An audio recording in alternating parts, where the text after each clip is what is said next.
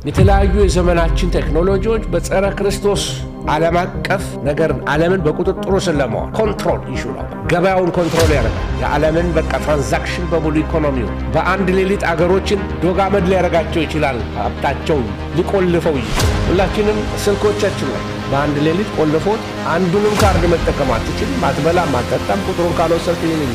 ቴክኖሎጂው ኦልሬዲ ቴክኖሎጂው አለ። ነገር ግን ሲስተሙ ሲዘረጋ ጸረ ክርስቶስ በቀላሉ ዓለምን ለመቆጣጠር ይችላል።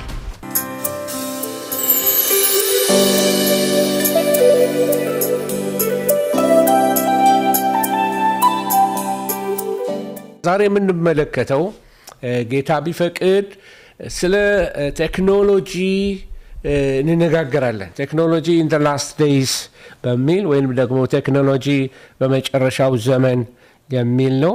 ፎንቴን ስላልቀየርኩ በእንግሊዝኛ ጽፌው ነው፣ ይቅርታ። ቴክኖሎጂ በመጨረሻው ዘመን ማለት ነው። እና ምን ማለቴ ነው? በዚህ በመጨረሻው ዘመን ቴክኖሎጂ እግዚአብሔርና ክርስቲያናዊ ሕይወት እንዴት አብረው ይሄዳሉ? እንዴት አድርገን ነው የምናስታርቃቸው? ይሄ አሁን ለእኛ ትልቅ ኢሹ የሆነ መጥቷል። ለወጣቶች ትልቅ ኢሹ የሆነ መጥቷል። እግዚአብሔር ቴክኖሎጂን እንዴት ያየዋል? ቴክኖሎጂና እግዚአብሔር እንዴት አብረው ይሄዳሉ? እና ቴክኖሎጂ ለቤተ ክርስቲያን ይጠቅማል ነው? ቴክኖሎጂ ያፈርሰናል ወይስ ይገነባናል? ወይስ ደግሞ ቴክኖሎጂ በመጨረሻው ዘመን ሰይጣን ሊጠቀምበት ይችላል ወይ? አሁን እየመጡ ያሉ ቴክኖሎጂዎች አካሄዳቸው ወዴት ነው? ለመነጋገር እንኳን አላደለም እስትንፋስ እስክናጣ ድረስ በላይ ተከታትለው የሚመጡ ነገሮችን ትመለከታላችሁ። እና ጊዜውን አስታውሳለሁ፣ ኮሮና ሲዝን ላይ ነው። በኮሮና ሲዝን ላይ ስራዎች ተዘግተው፣ መንገዶች ተዘግተው፣ መኪና መንቀሳቀስ ተከልክለው አገር ሁሉ ጸጥ ባለበት ሰዓት ላይ አንድ ሰው የጻፈውን ነገር አነበብኩኝ። እና የጻፈው ሰው ምን ብሎ ይናገራል? 5G የሚባል ቴክኖሎጂ ፕራክቲካል ያደረጉት ኢንግላንድ ሀገር እሱን ላውንች ለማድረግ ሲሞክሩ የተፈጠረ ነገር አለ። ስለዚህ ህዝቡን ከአደጋ ለመጠበቅ ሲሉ ነው ይህንን ሸዳውን ያደረጉት እያለ ይሄ ኮንስፓይረሲ ቲዮሪ ይባላል። የሴራ ቲዮሪ ወይም የሴራ አመለካከት ያላቸው ሰዎች አሉ። መንግስትን የማያምኑ ተጠራጣሪዎች ማለት ነው። እና ሁሉንም መንግስታት ማለት ነው። እና ስለዚህ ስለ ኮንስፓይረሲ ቲዮሪ ብዙዎች የሚናገሩት አለ። እሱን ይዤ እንዳልሄድ በጣም እጠነቅቃለሁ። ሰዎች ሁሉ የሚሉ ትክክል ስላልሆነ የሚመስለንን ሁሉ ደግሞ መናገር አንችልም። ምክንያቱም አደራ አለብን ቃሉን በትክክል ለማስተማር። አንዱ ነገር ምንድን ነው? አሁን የምናየው ከኮሮና ወዲህ የምናያቸው ፈጣን አካሄዶች የሆነ ቦታ ላይ ተደብቀው የፈለቁ ነው የሚመስሉት። ኮሮና ላይ ሰው ሁሉ ወደ ቤት በገባበት ሰዓት ላይ የሆነ የተለቀቀ ነገር ያለ ይመስላል። ምክንያቱም ከዛ ወዲያ የምድራችን አካሄድ ፈጽሞ ሪሴት የተደረገ ይመስላል።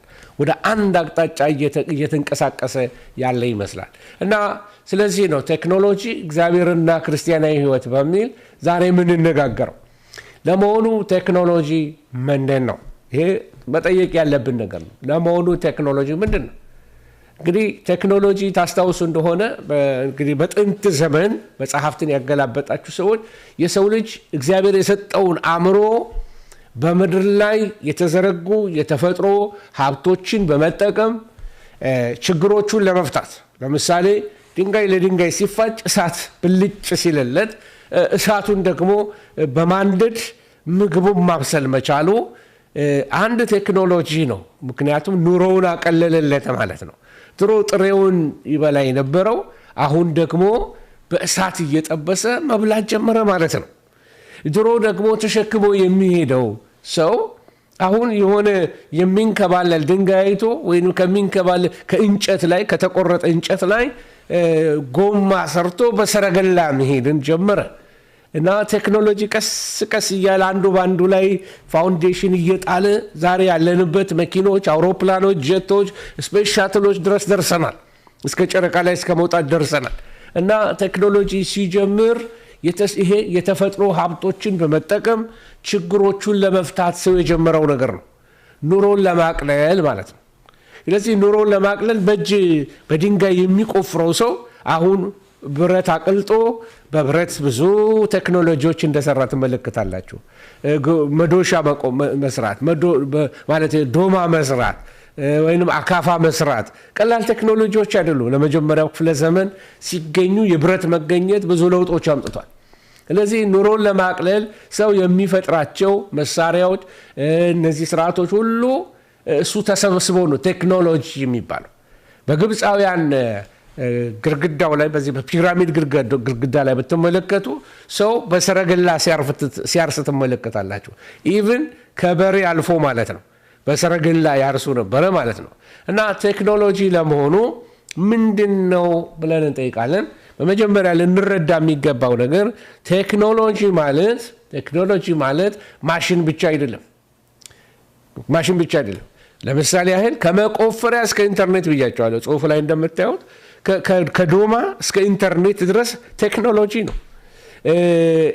ኢሪጌሽን እስከ ጠፈር ምርምር ድረስ ሰው የደረሰበት ነገር ቴክኖሎጂ ነው። ስለዚህ ቴክኖሎጂ ማለት ይሄ ኮምፒውተር ምናምን ብቻ አይደለም፣ ወይንም ደግሞ የሴልፎናችን ብቻ አይደለም። እና ከመቆፈሪያ ይነሳል፣ ኢንተርኔታችን ይቀጥላል። ኢንተርኔት ማለት አሁን በጣም ኋላ ቀር የሆነ ነገር ነው። ምክንያቱም ከሱ በኋላ አሁን ኤአይ መጥቷል። ኤአይ ደግሞ ኢንተርኔትን በጣም ባክዋርድ አድርጎታል በጣም። ስለዚህ ልክ ቅድም እንዳልኳችሁ ከውሃ መጠጫ ወይም ይሄ ኢሪጌሽን በእጅ ሰው ከማጠጣት አሁን በጣም የሚያስደንቅ ቴክኖሎጂዎች እየመጡ ነው። አንዳንዶቹ ላነሳላችሁና ከመንፈሳዊ ነገር ጋር እያይዤ ልነግራችሁ ወይም ከዘመነ ፍጻሜ ጋር ያላቸውን ነገር አሳያችኋለሁ። ስለዚህ እስከ ጠፈር ምርምር ድረስ እስከ በስፔስ ሻትል ሰው ወጥቶ ላይ ገጣጥሞ የሚገርም አይነት ነገሮችን መስራት ሌላውን ዓለም ለማየት የተከላቸው መሳሪያዎች የሰማት በጣም ትልቅ ማለት አሁን የሰው አትሞስፌር በጣም ብዙ ሳተላይቶችን ጭኗል። ኢትዮጵያ እንኳን የራሷ ሳተላይት አላት፣ የዌዘር አላት፣ የሚሊተሪ ሳተላይቶች አሏት የምትቆጣጠረው በህንዶችም በቻይናዎች ያመጠቀችው ማለት ነው። ስለዚህ የፈጠራ ውጤቶች አሉ ሰው ኑሮውን ለማቅለል ከዘመኑ ቴክኖሎጂ ጋር ለመሄድ። ስለዚህ ቴክኖሎጂ እግዚአብሔር ለሰው ልጆች የሰጠው ይህንን ምድርን አልማት ምድርን ግዟት ብሎ በሰጠው ስልጣን መሰረት ሰው ምድርን ለመግዛት ምድርን ለማስተዳደር ኑሮውን ለማቅለል አያችሁ ኑሮውን ለማቅለል ለማልማት ብሎ የተሰጠው ተልእኮ ውጤት ነው። ስለዚህ ከኋላው ማናል አትጠራጠሩ። እግዚአብሔር የሰጠው ክህሎት እግዚአብሔር የሰጠው ዕውቀት አለ።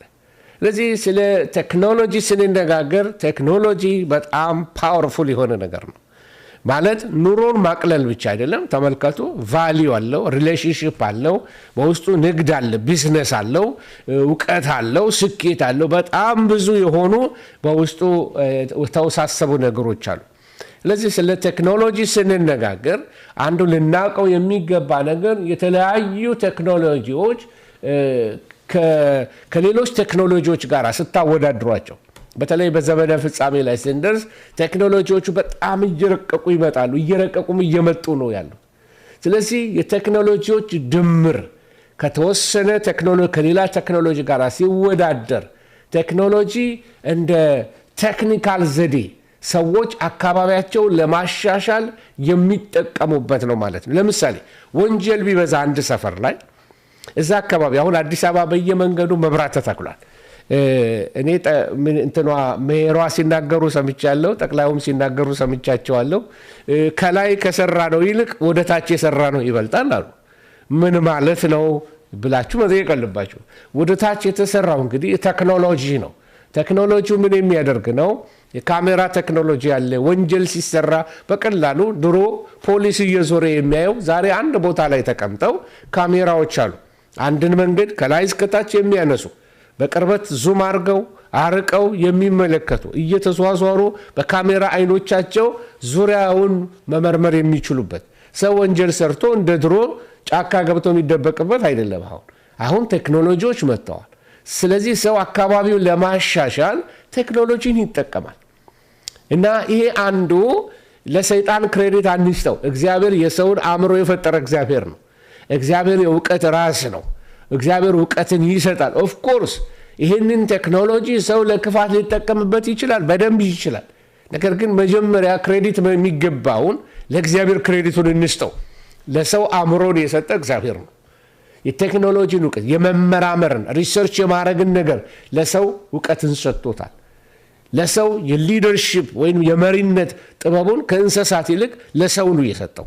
ስለዚህ ሰው በአእምሮ የተሰጠውን ነገር ይህን አእምሮን ተጠቅሞ ኑሮውን ለማሻሻል በእግሩ ከመሄድ በብስክሌት መሄድ፣ በብስክሌት ከመሄድ በሞተር ሳይክል መሄድ፣ በሞተር ሳይክል ከመሄድ በመኪና በመሄድ፣ ከመኪና ደግሞ አሁን ተንሳፎ የመሄድን ቴክኖሎጂ እየሰራ ነው ያለው።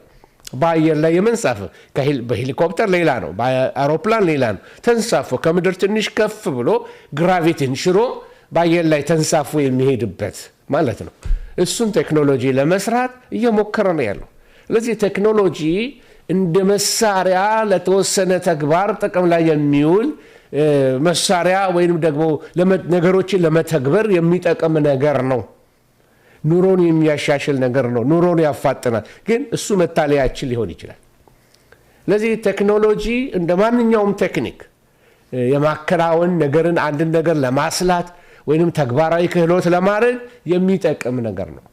ቴክኖሎጂ አንዳንዴ አሁን ባህልን እየለወጠም ነው ቴክኖሎጂ። ድሮ ሰዎች አጠገብ ላጠገብ ተቀምጠው ቁጭ ብለው ያወራሉ። አሁን ደግሞ ሰዎች ቻት ነው የሚያደርጉት። ዛሬ ቤት ውስጥ ሰዎች አንድ ላይ ተሰብስበው እርስ በርስ ከሚያወሩት ይልቅ ከሩቅ ካለው ጋራ ቻት ማድረግ፣ የጋራ ወሬያቸው እዚህ ላይ ስላዩት ነገር፣ እዚህ ላይ ስለተመለከቱት ነገር፣ እዚህ ላይ ስላለው የሆነ ቪዲዮ ወይንም የሆነ ንግግር፣ የሆነ ውይይት፣ የሆነ ኢንተሌክቹዋልም ይሁን ወይንም ደግሞ ሌላም ተራም ነገር ይሁን ሼር ይደራረጋሉ፣ ይወራራሉ። ባህል ተለውጧል ማለት ነው። ባህል ተለውጧል። ቴክኖሎጂ ባህልን የመለወጥም ጉልበት አለው ማለት ነው። ስለዚህ ወደ ተነሳሁበት ነገር ልሂድና በእግዚአብሔርና በቴክኖሎጂ መካከል ያለው ግንኙነት ምንድን ነው? አንደርላይን አድርጌ ልናገረው። አንዳንድ ሰዎች ቴክኖሎጂ ሁሉ ኃጢአት እንደሆነ አድርገው ይመለክቱታል። ለምሳሌ መነናይትስ የሚባሉ ወይንም ደግሞ እነዚህ ፔንሲልቬኒያ አካባቢ የሚኖሩ ህዝቦች አሉ። የመነናይቶች ናቸው እና ሌላም ስም አላቸው። ከጻፋችሁ ላይ ደስ ይለኛል። ፔንሲልቬኒያ አካባቢ ያለው በፍጹም መኪና እንኳን ግቢያቸው አይገባም። እነሱ ያሉበት ሰፈር አይገባም። በትራክተር አያርሱም በፍጹም። አሁንም መዶሻ ነው የሚጠቀሙት። አሁንም ሚስማር ነው የሚጠቀሙት። ወይ በፈረስ ላይ በሰረገላ አድርገው ይሄዳሉ እንጂ ፖስተኛ እንኳን ሲመጣ ከሰፈራቸው ውጪ ፖስታ ያስቀምጥላቸዋል እንጂ በየቤታቸው ለእኛ እንደሚደረገው መኪና መጥቶ ደሊቨር አያደርግላቸውም። ምክንያቱም ፈጽሞ ቴክኖሎጂ አይፈልጉም። ከውሃ ጉድጓድ ነው የሚጠጡት። የሚበሉት በእጅ የተሰራ ነው። አሁንም ቴክኖሎጂን በቃ ሻን አድርገው ገፍተውት የሚኖሩ ሰዎች ናቸው። እና እነዚህ ሰዎች አሚሾች አሚሾች ናቸው። እነዚህ አሚሽ ወይም መነናይቶች ይሄ ነው አንዱ ነገራቸው። ቴክኖሎጂን እንደ የሰይጣን ግኝት አድርገው ነው የሚያሳዩት። ሰይጣን ቴክኖሎጂ ሊጠቀም ይችላል። ነገር ግን የእውቀት ራስ ኢየሱስ ነው። የጥበብ ሁሉ ራስ ኢየሱስ ነው። ስለዚህ አእምሮን የፈጠረ ጌታ ነው። ለሰዎች አብሮትን የሚሰጥ እግዚአብሔር ነው። በነገራችን ላይ ብዙ የመጀመሪያው ክፍለ ዘመን ሳይንቲስቶች እነ አልበርት አንስታይንም ጨምራችሁ እነ ኒውተን አይዛክ ኒውተንን ጨምራችሁ ሌሎችንም በሙሉ እነ ኮፐርኒከስን ብትወስዷቸው እነዚህ ሰዎች በሙሉ ብዙዎቹ ቴዎሎጂያኖችም ነበሩ። የሚገርም ነው። ሳይንቲስቶች ናቸው፣ ቴዎሎጂያኖችም ነበሩ፣ አማኞች ነበሩ፣ በእግዚአብሔር ያምኑ ነበር። ስለዚህ እግዚአብሔር የቴክኖሎጂ ሁሉ የበላይ ገዢ ነው። ሶቨሬን ነው እግዚአብሔር። እውቀት የእግዚአብሔር ነው። ቴክኖሎጂ ከእግዚአብሔር ቁጥጥር ውጪ የመጣ ድንገተኛ ክስተት አይደለም። ሰይጣን የፈለሰፈው ነገር አይደለም። ኖ ግን እግዚአብሔር የሰጠውን እውቀት፣ እግዚአብሔር የሰጠውን ጥበብ ሰይጣን ትዊስት ሊያደርገው ይችላል፣ ሊያጣምመው፣ ሊያበላሸው ይችላል። ስለዚህ ቴክኖሎጂ ሁሉ ክፉ ነው ማለት አይደለም። ይህንን አንደርላይን አድርገን እንነጋገር። ይህንን የምነግራችሁ ለምንድን ነው? በመጨረሻው ዘመን ላይ ቴክኖሎጂ ከጸረ ክርስቶስ ጋር ምን ያዛምደዋል? አሁን ያለው ኤአይ የዛ በመጨረሻው ዘመን ላይ ያለው ሮሉ ምንድን ነው? እሱ ነው የምንነጋገር። እና ሁለተኛ ላሳያችሁ የምፈልገው ነገር ምንድን ነው? በእግዚአብሔርና በቴክኖሎጂ መካከል ያለው ግንኙነት ምንድን ነው? አንደኛ እግዚአብሔር ፈቃድ ሰጪ ነው። ምን ማለት ነው? ማንኛውም የቴክኖሎጂ እውቀት የሚገኘው እግዚአብሔር በሰጠው የጋራ ኮመን ግሬስ የጋራ ጸጋ አማካኝነት ነው። ለምሳሌ ለሰው ሁሉ አእምሮ ሰጥቷል እግዚአብሔር። ለአማኞች የተለየ፣ ለአይሁዶች የተለየ፣ ለአሕዛብ የተለየ አድርጎ አልሰጥም። ለሰው ሁሉ አእምሮ ሰጥቷል። እኩል አይነት ብሬን ነው የሰራልን እግዚአብሔር። ነገር ግን ኤክስፖዠራችን ወይንም ደግሞ እንደምንኖርበት አካባቢ የብሬን አሰራሩ ሊለያይ ይችላል። ለዚህ እግዚአብሔር ፈቃድ ሰጪ ነው። በኮመን ግሬስ ለሁሉ ሰጥቶታል። ቢሰሩበት ሁሉም አእምሮ አለው። ሁለተኛው ነገር ደግሞ ምንድነው? በእግዚአብሔር ከቴክኖሎጂ ጋር ያለው ነገር ፈቃድ ሰጪ ብቻ አይደለም። እግዚአብሔር በአንዳንድ ነገሮች ላይ መሪም ነው።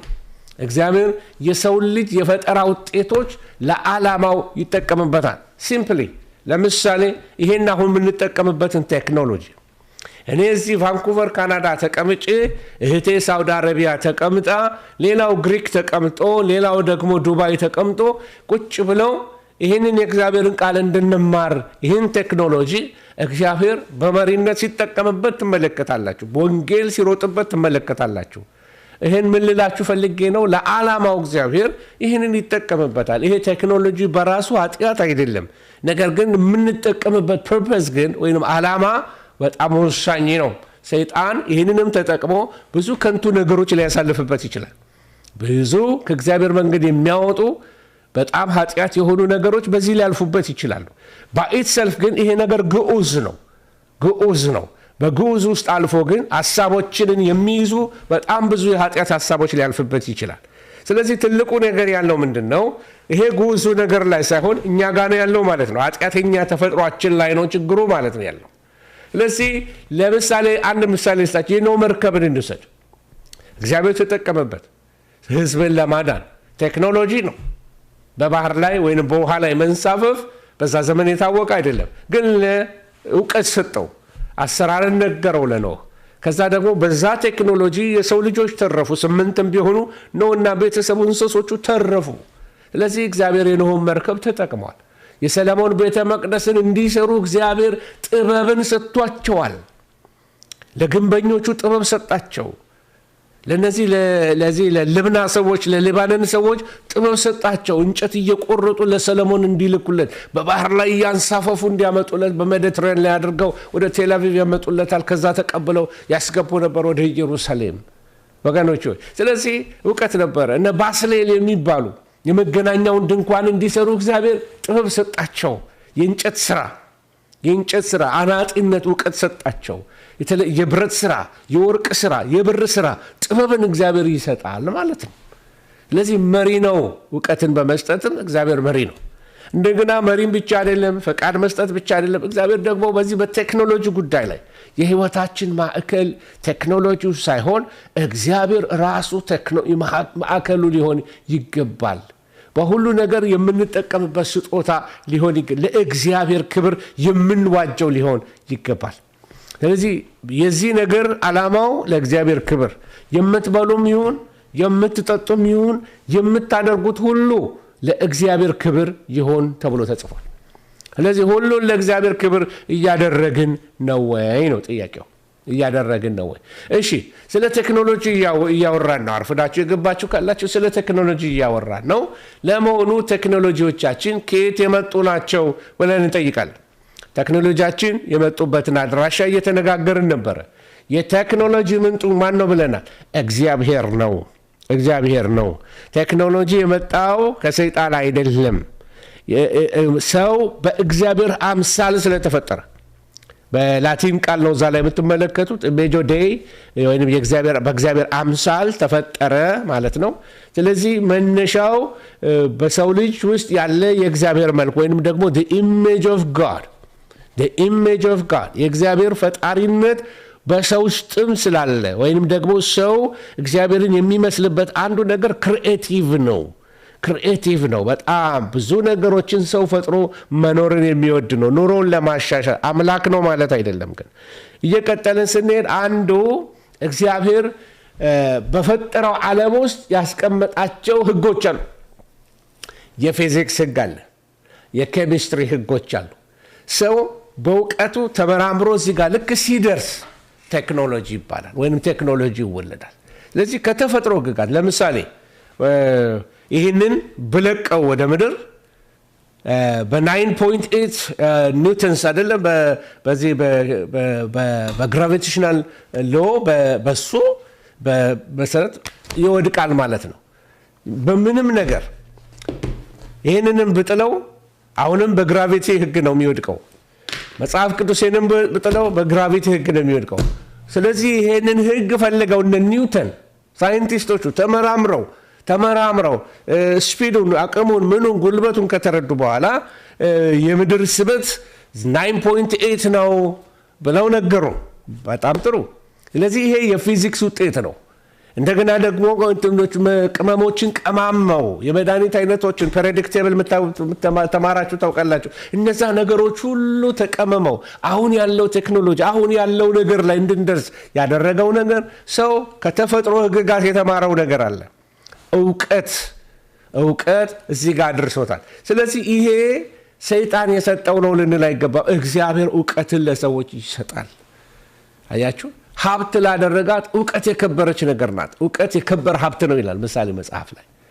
ከሰው ልጆች አንዱ ደግሞ ፍላጎት የተነሳ ከተፈጥሮ ህግጋት የተነሳ ብቻ ሳይሆን ከሰው ልጆች ፍላጎት የተነሳ በሰው ውድቀት ምክንያት በሰው ልጆች ላይ የመጣውን ድካም ለማሸነፍ ምድር በተቻለ ሁኔታ እንድትለማለን ሰው ፈለገ።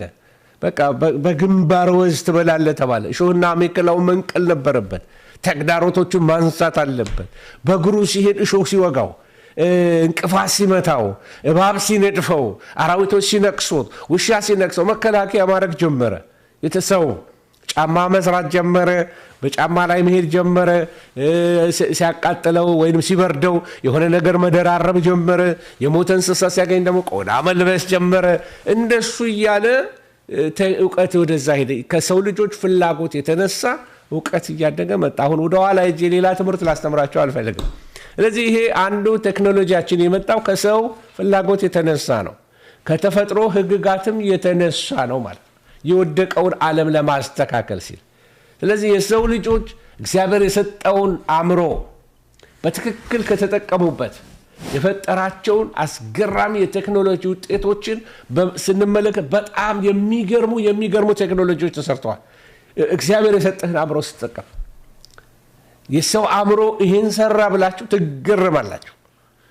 አንዳንድ ጊዜ በጣም ከመገረማችን የተነሳ በቃ አይደለም እግዚአብሔር የሰራውን ሁሉ እስክንረሳ ድረስ እንደው በጣም ተገርመን የሰው ስልጣኔ ብለን በቃ ቴክኖሎጂዎቻችንን በእጃችን ያለውን ኮምፒውተሩን ገመዱን ብዙ ነገሮችን ስናደንቅ የሳይንስን ሕክምናን እነዚህን እውቀቶች ሁሉ ስናደንቅ ዞር ብለን ተፈጥሮን ስንመለከት ደግሞ አይገርም? ሰውን ስትመለከቱት ያለምንም ቻርጀር ተኝቶ ሲነሳ ሪቻርጅ አድርጎ የሚነሳ ያለምንም ቻርጀር ልባችን ከተወለደ ጀምሮ ፓምፕ ያደርጋል ብለዶል ባላደለም ደምቅዳ ደምልዝ በቬይኖቻችን ደሞች ይሄዳሉ።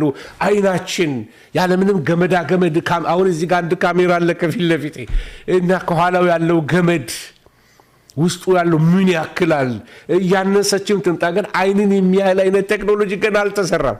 ድንቅ ነው። በጣም ድንቅ ነው። እጆቻችን ተመልከቱ ሳይንቋቆ በቃ አይደለም እንደ ሮቦት አይደለንም እኛ። ፍሌክሲቢሊቲውን ተመልከቱ። ከአእምሮአችን ጋር እንዴት አይነት ሲንክሮናይዝ እንደሚያደርግ ተመልከቱ። አእምሮ ሲያዘው ይንቀሳቀሳል። አጨብጭብ ሲለው ያጨበጭባል። ቴክኖሎጂ እዚህ ጋር ገና አልደረሰም። እግዚአብሔር የፈጠረው የላቀ ነው እያልኳችሁ ነው። ግሩምና ድንቅ ሆኜ ተፈጥሬያለሁ ይላል ዳዊት። የሰው ተፈጥሮን ብትመለከት ልባችን ለብቻ ወጥቶ አንድ ፋብሪካ የሚሞላ ትልቅ ስራ ነው። ብቻውን ሰው ቢፈጥረው ኖሮ ከኔ ማጂን አሁን እኔን የሚያክል ሰው ቢፈጠር ምን ያህል ፓውንድ እንደሚሆን የገመዶቹ ብዛት፣ የደም ስሮቹ ብዛት፣ የላው ላይ ያለው ፋይበር ኦፕቲክስ የሚባለው ነገር ማአት ቴክኖሎጂ አስገብተውበት ምን አይነት ሮቦት የሆነ የሚሰሩት በጣም ሂውጅ የሆነ በጣም ብዙ ሌበር የሚጠይቅ እግዚአብሔር ግን ሰውን አበጀው። አስደናቂ አምላክ ነው። ድንቅ አምላክ ነው። ሁሉም ፈጥረው ግን እስትንፋስ ሊፈጥሩለት አይችልም። እግዚአብሔር የእውቀት ሁሉ ራስ ስለሆነ ስለዚህ ከሰውም ጋር የሚወዳደር አይደለም። የእግዚአብሔር እውቀት ዩኒቨርስን ተመልከቱ። የእጆችን ስራ ፍጥረት ዓለምን በተመለከትኩ ታስበው ዘንድ ሰው ምንድነው? ዋው! የእግዚአብሔር ዕውቀት በጣም የላቀ ነው። እግዚአብሔር ትልቅ ነው እኛም አናቀውም ይላል መጽሐፍ ቅዱስ ወገኖች ሆይ። ስለዚህ ስለ ሂውማን ኢንጂኒዩቲ ይሄ የሰው ልጅ ብልሃቶች የሰው ልጅ ፍጥረቶች ተፈጥሮን የማልማት ችሎታው በጣም በግልጽ የሚታይ ነው። በጣም የሚደነቅ ነው። እሱን ስንመለከትም እግዚአብሔርን ልናከብር እንችላለን። ለሰው የሰጠው ጭንቅላት በቃ ለሰው የሰጠው ጥበብ የዚህ ሁሉ ደራሲ የዚህ ሁሉ ጸሐፊ እግዚአብሔር ነው። የዕውቀት ሁሉ ራስ እግዚአብሔር ነው። ክብር ለእግዚአብሔር ይሁን። ይህንን ካልኩኝ ለእግዚአብሔር ጥበብ ካደነቅን የሰው የፈጠራ ትንግርቶች አሉ። እንደው ወደኋላ እንደው እግዚአብሔርንም ጥበብ በዛ ውስጥ ለሰው የሰጠውን ጥበብ እንድትመለከቱ ነው። ሰው የተለያየ አይነት ፈጠራዎች ፈጥሯል። እንደው እኔ ለምሳሌ 4 ነገሮችን ብቻ እንዲሁ ላንሳላችሁና 4ቱን ነገሮች አንስቼ ልናገር። ለምሳሌ የመጀመሪያው ነገር የጠፈር ምርምሮችን እንመልከት እና በጠፈር ምርምር ላይ አንድ ሪሰንትሊ አይ ቲንክ በ23 ይሁን በ24 አካባቢ ላይ ናሳ ወይንም የስፔስ ቴክኖሎጂ የአሜሪካን ሀገር ያለው አንድ ቴሌስኮፕ እንትን አድርገዋል አስቀምጠዋል እንትን ላይ አየር ላይ ስፔስ ላይ እና ስሙ ጄምስ ዌብ ስፔስ ቴሌስኮፕ ይባላል። ተመልከቱ እዛ ላይ እንዳለው ምስሉ በጣም የሚገርም ነው እና ይሄ አንዱ ሳይንስ ካመጠቃቸው ስራዎች በጣም በጣም አስደናቂ ከሚባሉት አንዱ ነው እና እግዚአብሔር ለሰው የሰጠውን ጥበብ አይተን እንድንገረም ነው። እና አስገራሚነቱ ምንድነው ካላችሁኝ ቴሌስኮፑ በጣም ርቀት ላይ ያሉትን ከዋክብትን በቃ በጣም አስገራሚ በሆነ ርቀት ላይ ያሉ ማለት በአይንም አይደለም በምንም ቴክኖሎጂ ይደረሳል ተብሎ በማይገመት ሁኔታ ላይ ያሉትን ከርቀት አምጥቶ ማየት መቻሉ የከዋክብትን ብርሃን ማየት መቻሉ እና በወርቅ የተለበጠ መስታወቶች አሉት ላይ ስዕሉን በኋላ አሳያችኋል ነው። እና ቴሌስኮፑ ወደ ጠፈር የተላከው በእንትን አድርገው ነው በስፔስ ሻትል ጭነውት ሄደው አጣጥፈውት ከዛ በጠፈር ላይ እንደገና ዘረጋጉት ማለት ነው እንደ አበባ። እና ስዕሉን ተመልከቱት።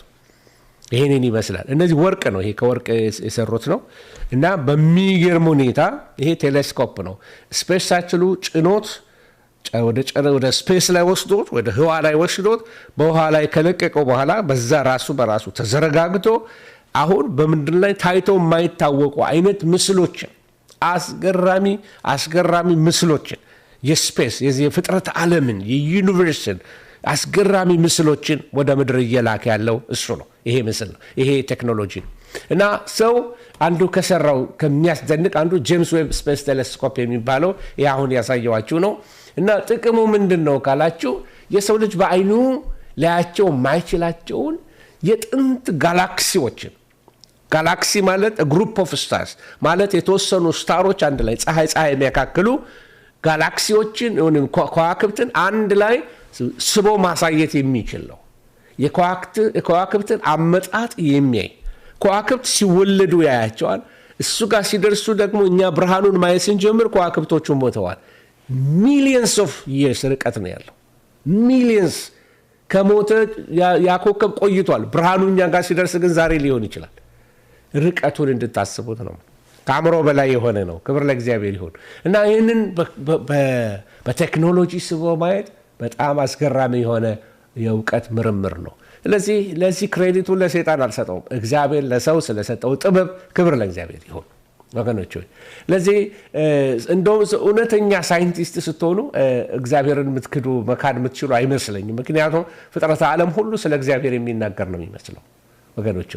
ለዚህ ይሄ እግዚአብሔር የፈጠረው አጽናፈ ሰማይ ይሄ ፍጥረተ ዓለም አጽናፈ ሰማዩ ምን ያህል ሰፊ እንደሆነ ምን ያህል ድንቅ እንደሆነ እንድንረዳ ያደርጋል ማለት ነው። ለሳይንስም ለሰዎች በጣም አስደናቂ ነው። ለዚህ በዚህ በስፔስ ኢንዱስትሪ ውስጥ አንዱ የምትመለከቱት ነገር በዚህ በ21ኛው ክፍለ ዘመን ላይ የተሰሩ ነገሮች አሉ። እዚህ የምትመለከቷቸው ነገሮች አንዳንዶቹ በዚህ ኢንተርናሽናል ይሄ መሃል ላይ ፊት ለፊት የምታዩት የመጀመሪያው ስል በስተግራ የምታዩት ኢንተርናሽናል ስፔስ ስቴሽኑ ነው ማለት ሄዶ እንደ አውሮፕላን የሚመስለው ይሄ ስፔስ ሻትሉ ሄዶ እዛ ላይ ነው ተገጥሞ የሚቆመው እንደ ፓርኪንግ ስቴሽን ማለት ነው። ፓርኪንግ ስቴሽን ማለት ሄዶ የሚያቆምበት ነው። ከዛ በኋላ አሁን ምን እያሉ ነው? ስፔስ ቱሪዝም እንጀምራለን ብለው ኤፕሪል 2001 ስፔስ ቱሪዝም ወይም ደግሞ ስፔስን ጉብኝት ማድረግ ለሚችሉ ለቱጃሮች በስፔስ ሻትል ወስደዋቸው እሱን ለማድረግ ዝግጅት እያደረጉ ነው ማለት ነው። ስቴሽን ስላለ ሄዶ ሰው ስፔስን ማየት ይችላል። ሌላ ደግሞ ኮሜት ላንዲንግ ማለት ነው እንደዚህ ቋጥኝ የሚያክሉ እነዚህ ትንሽ የከዋክብት ስባሪዎች አሉ። እነዚህ ተወርዋሪ ኮከብ የምንላቸው መጥተው አትሞስፌሩ ሳይገቡ ብትንትናቸው ይወጣል። ምናልባት አንዱ ጃፓኖች ላዩ ላይ ሮቦት ያስቀመጡበት አንድ ፍሪጅ የሚያክል ድንጋይ አለ እና በጣም ትንሽ ነው። ግን እነሱ አሁን ምን እያደረጉ ነው ያሉት? ኮሜት ላንዲንግ ምን ማለት ነው? የሚሰሩት ትራንስፖርቴሽን ወይንም ደግሞ ማረፍ እንደ ቴክኖሎጂያቸው ሄዶ በሚንቀሳቀስ ድንጋይ ላይ ሄዶ ቁጭ እንዲል ህዋው ላይ በሚሽከረከር ድንጋይ ላይ ቁጭ እንዲል ይሄንን በኖቬምበር 12 2014 ላይ ሰርተዋል። ሌላ ደግሞ ሪሰንትሊ እየሆነ ያለው ምንድነው? አስደናቂው ነገር ዲሴምበር 21 2015 ላይ ሪዩዘብል ሮኬትስ ወደ ላይ የተወረወሩ ሮኬቶች ተመልሰው መጥተው ላንድ አድርገው እንደወጡበት ተመልሰው ቁጭ ይላሉ። ተመልሰው ደግሞ እንደገና እንደ መኪና ተነስተው መሄድ እንዲችሉ ሪዩዘብል ናቸው። በፊት ግን አንዴ ከተጠቀሙ በኋላ ይጥሉታል ማለት ነው። ሌላው አሁን ያሳየዋችሁ በዲሴምበር 25 2021 ላይ ቅድም ያሳየዋችሁ ቴክኖሎጂ ጄምስ ዌብ ስፔስ ቴክኖሎጂ ወይም ቴሌስኮፕ እሱ ነው አንዱ አስደናቂ የሆነ ከዚህ በፊት ተሰርቶ የማይታወቅ ሰዎች በመገረም የሚያዩት ወይም ደግሞ የሚጠቀሙበት ማለት ነው። በጣም ጥሩ። ብዙ ተናገርኩኝ ስለ ቴክኖሎጂ። ለምንድን ነው ይሄንን የምላችሁ? ምክንያቱም እግዚአብሔር ከእውቀት ጀርባ ይሰራል። እግዚአብሔር ለሰው እውቀት ሰጥቶታል እያልኳችሁ ነው። እና ለነፍስ ያለ እውቀት ትሆን ዘንድ መልካም አይደለም ብሎ መጽሐፍ ቅዱስም ይነግረናል። ስለዚህ እውቀት መልካም ነገር ነው፣ ግን እንዳያያዙ ነው፣ እንዳጠቃቀሙ ነው ወገኖች። ሁለተኛው ነገር ሰው ከፈጠረው አስደናቂ ነገሮች ሪሰንት ከሆኑት ግኝቶች አንዱ ይሄ ውሃ ማጠጫቸው ሴንተር ፒቫት ኢሪጌሽን ይባላል። ይሄ ቴክኖሎጂ ግብርናን የቀየረን ፈጠራ ነው። አይ ዶንት ኖ ኢትዮጵያ ውስጥ ይኖር አይኖር አላውቅም። በዚህ በሰሜን አሜሪካ በብዙ እርሻዎች ላይ ትመለከቱታላችሁ። በጣም ብዙ በረሃማ ደረቅ የሆኑ መሬቶችን ወደ ለምነት የቀየረ የእርሻ መሬት አድርጎ የቀየራቸው ነው እና ለቢሊዮኖች የሚሆን ምግብ ያመረተ በዚህ ቴክኖሎጂ ምክንያት ማለት ነው። እና ይሄ ቴክኖሎጂ እንግዲህ የሰው ልጅ ተፈጥሮን በመግራት ረሃብን እንዴት ማሸነፍ እንደሚችል የሚያሳይ ትልቅ ምሳሌ የሆነ ነው። ሴንተር ፒቮት ኢሪጌሽን ይሄንን ይመስላል። ላሳያችሁ። እንግዲህ የምትመለከቱት እንደ አርቲፊሻል ዝናብ ነው። ጎማ አለው፣ በእርሻው መሃል ላይ ይሄዳል እና እንደ ዝናብ በቃ ጠዋት ሲያዘንቡበት ይውላሉ። ተመልሶ ደግሞ ይሄዳል እንደገና እና ይሄ እርሻዎችን የሚያጠጡበት መንገድ ትልቅ ሄክታሮችን እንደዚህ ቅጥልጥል በሆነ የውሃ ማጠጫ ነው የሚያጠጡት። ሊትራሊ ይሄ ብዙ መሬቶችን ከበረሃነት ወደ ለምነት የቀየረ ነው ማለት። በዚህ እስራኤል በጣም የታወቀች ናት። በዚህ ቴክኖሎጂ በጣም ቀዳሚ ናት። እሺ፣ ሌላው መቼም ሁላችሁም እንደምታውቁት ደግሞ አርቲፊሻል ኢንቴሊጀንስ ነው። ኤአይ መቼም ይህንን ያልሰማ ሰው የለም። የሪሰንት ይርስ አትሊስት ባለፉት 2 ዓመታት ውስጥ ብዙ ሲባል ነበር። አርቲፊሻል ኢንቴሊጀንስ ከመጣ ሰንበትበት ብሏል ማለት 2-3 ዓመት በጣም ሀይ የወጣበት ጊዜ ነው። የሰው ልጅ የራሱን የአስተሳሰብ ወይም ደግሞ የመተንተን ሂደት በማሽን ውስጥ ቀርጾ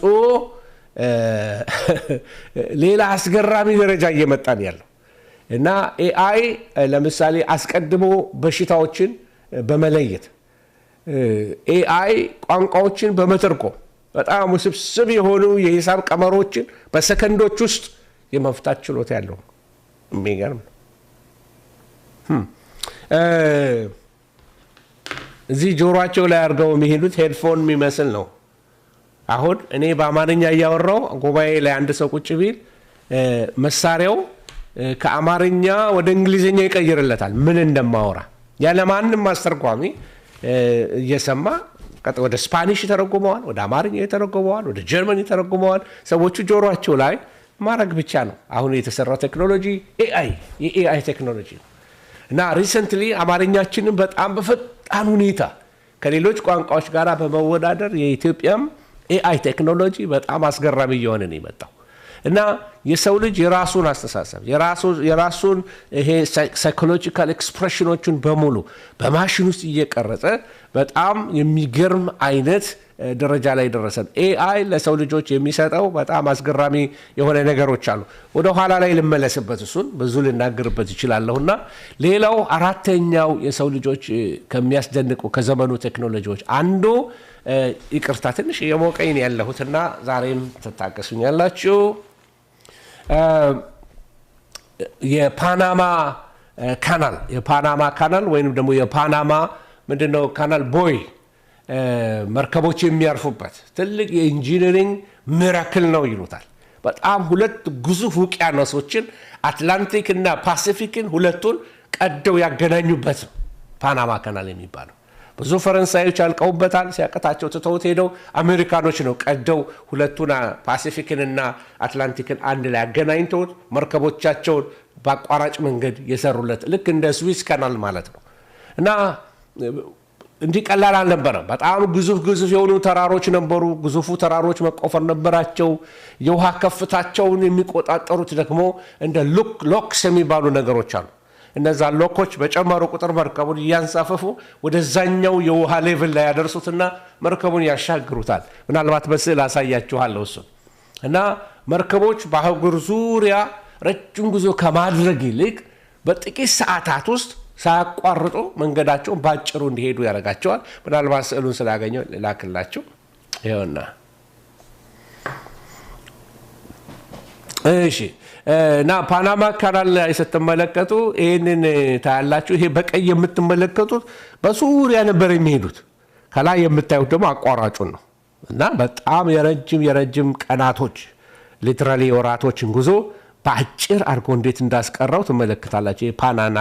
ፓናማ ካናል ተመልከቱት። ይሄ እንደዚህ አድርገው ነው ዙሪያውን ከሚሄዱ ይልቅ በአቋራጭ ሁለቱን ባህሮች እንዴት እንዳገናኙ።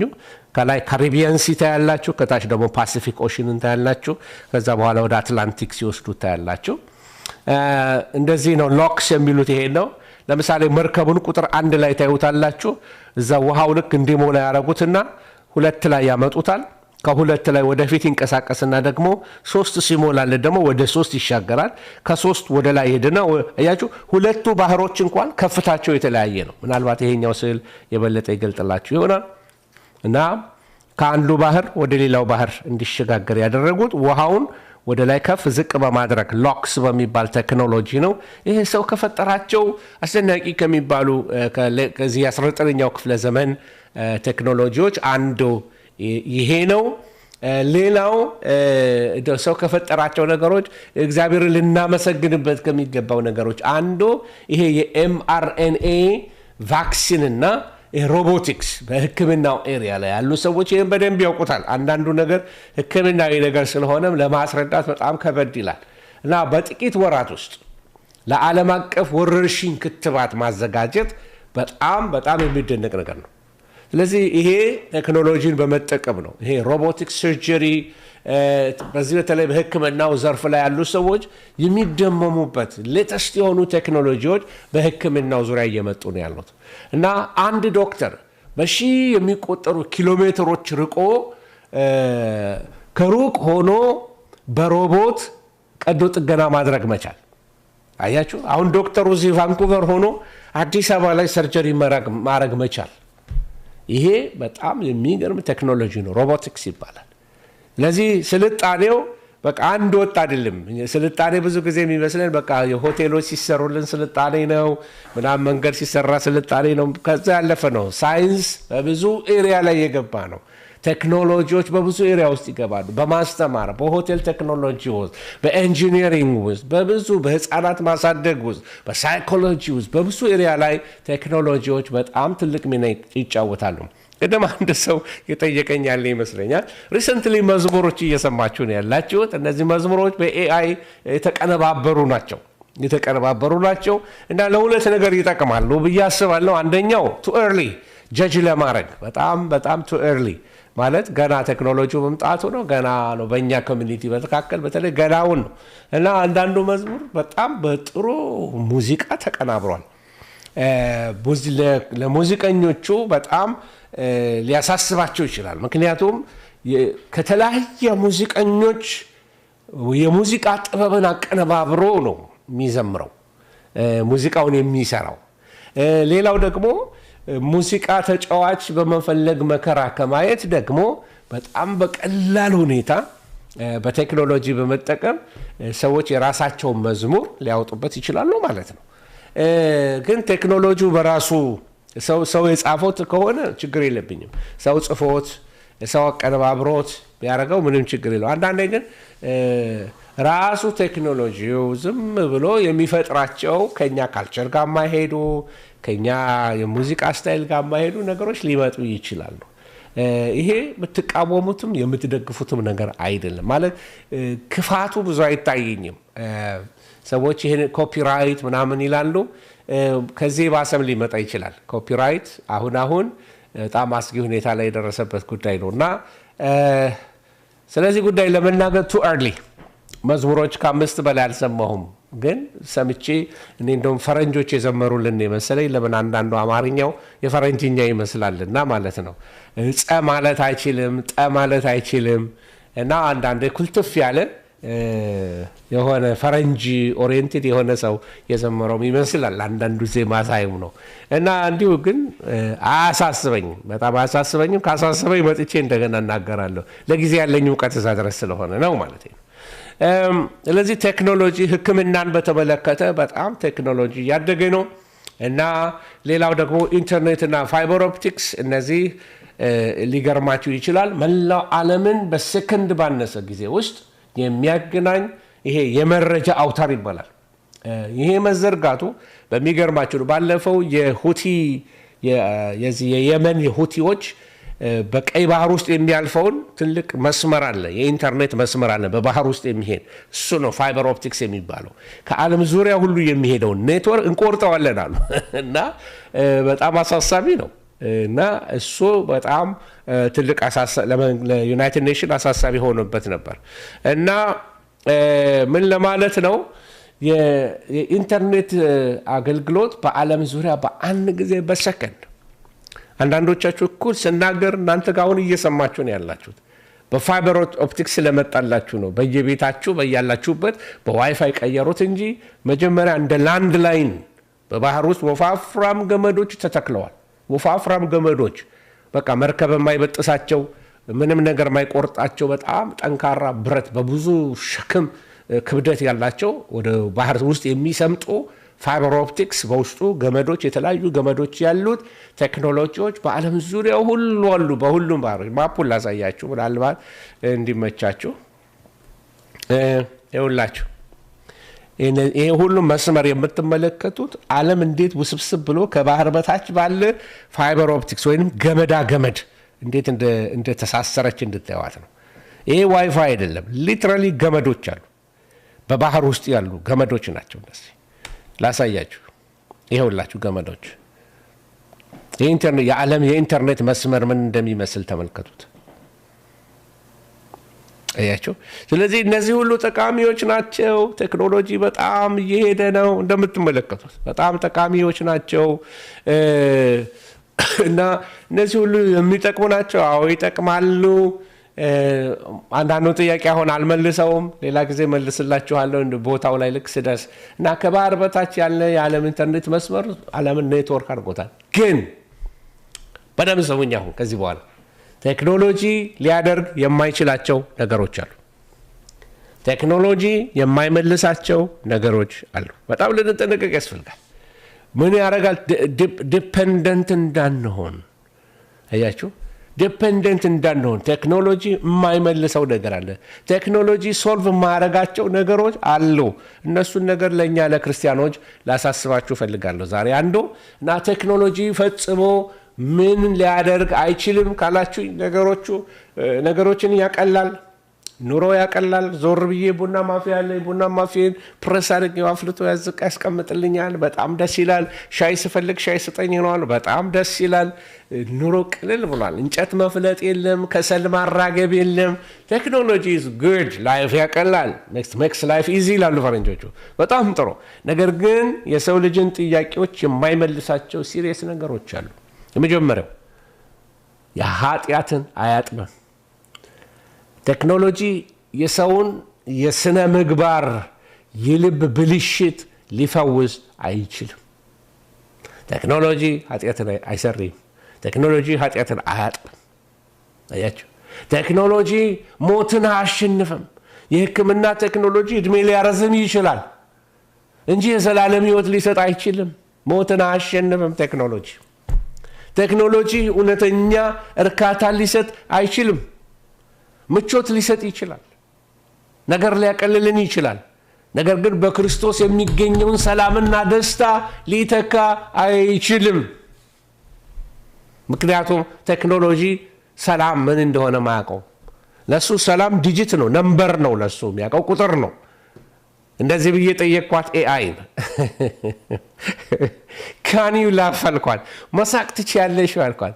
ያ ከተሆነ ምንድነው የሆነ ነገር አድርጌ መሞከር እችላለሁ፣ ግን እስከዛ ድረስ ግን ሃ የሚል ጽፈት ኤችኤ ብላ ጻፈችልኝ እና ሳቄ መጣ።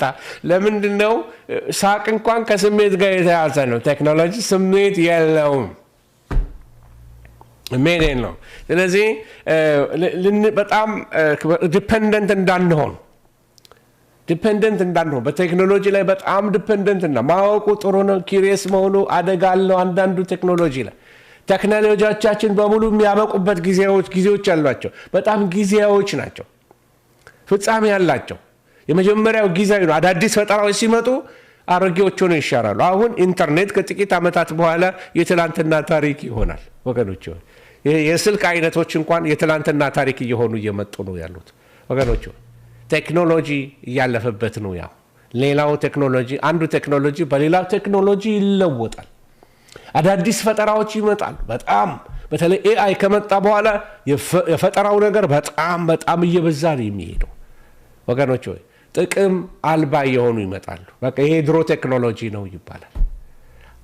ሁለተኛው ቴክኖሎጂዎቻችን መቼ ያበቃሉ? ጌታችን ኢየሱስ ክርስቶስ ዳግም ሲመጣ በምጽአት ጊዜ እግዚአብሔርን ለመቃወም ልክ እንደ ባቢሎን ግንብ ስማችንን እናስጠራ የተባለውን እንዳፈረሰው ጌታ ልክ እንደዚህ እንደ ባቢሎን ግንብ የቆሙትን ቴክኖሎጂዎችን ሁሉ ያፈራርሳቸዋል። አውት ኦፍ ዩዝ ያደርጋቸዋል። ያኔ መንፈሳዊ ዓለምን መግዛት ይጀምራል። የሰው ጥበብ ከንቱ ትሆናለች ማለት ነው። ክብር ለእግዚአብሔር። ለምን? የሰው ጥበብ ኤክስፓየሪ ዴት አለው፣ ያበቃለታል። እና ወደ ትምህርቴ ባህል ላይ ደርሻለሁ። ጥቂት ደቂቃዎች አሉኝ ከታገሳችሁኝ። ለጸረ ክርስቶስ በጣም ጠቃሚ የሚሆኑ የዘመን ፍጻሜ ቴክኖሎጂዎች አሉ። ለዘመን ፍጻሜ በጣም ጠቃሚ የሆኑ ቴክኖሎጂዎች አሉ። እነዚህ ጠቃሚ ከሆኑ ቴክኖሎጂዎች አንዳንዶቹን ላሳያችሁ ፈልጋለሁ። ታስታውሱ እንደሆነ እንደኔ ድሮ ካርቱን ስዕሎች ነበሩ። ይሄ ካርቱን መጽሐፍ ነው።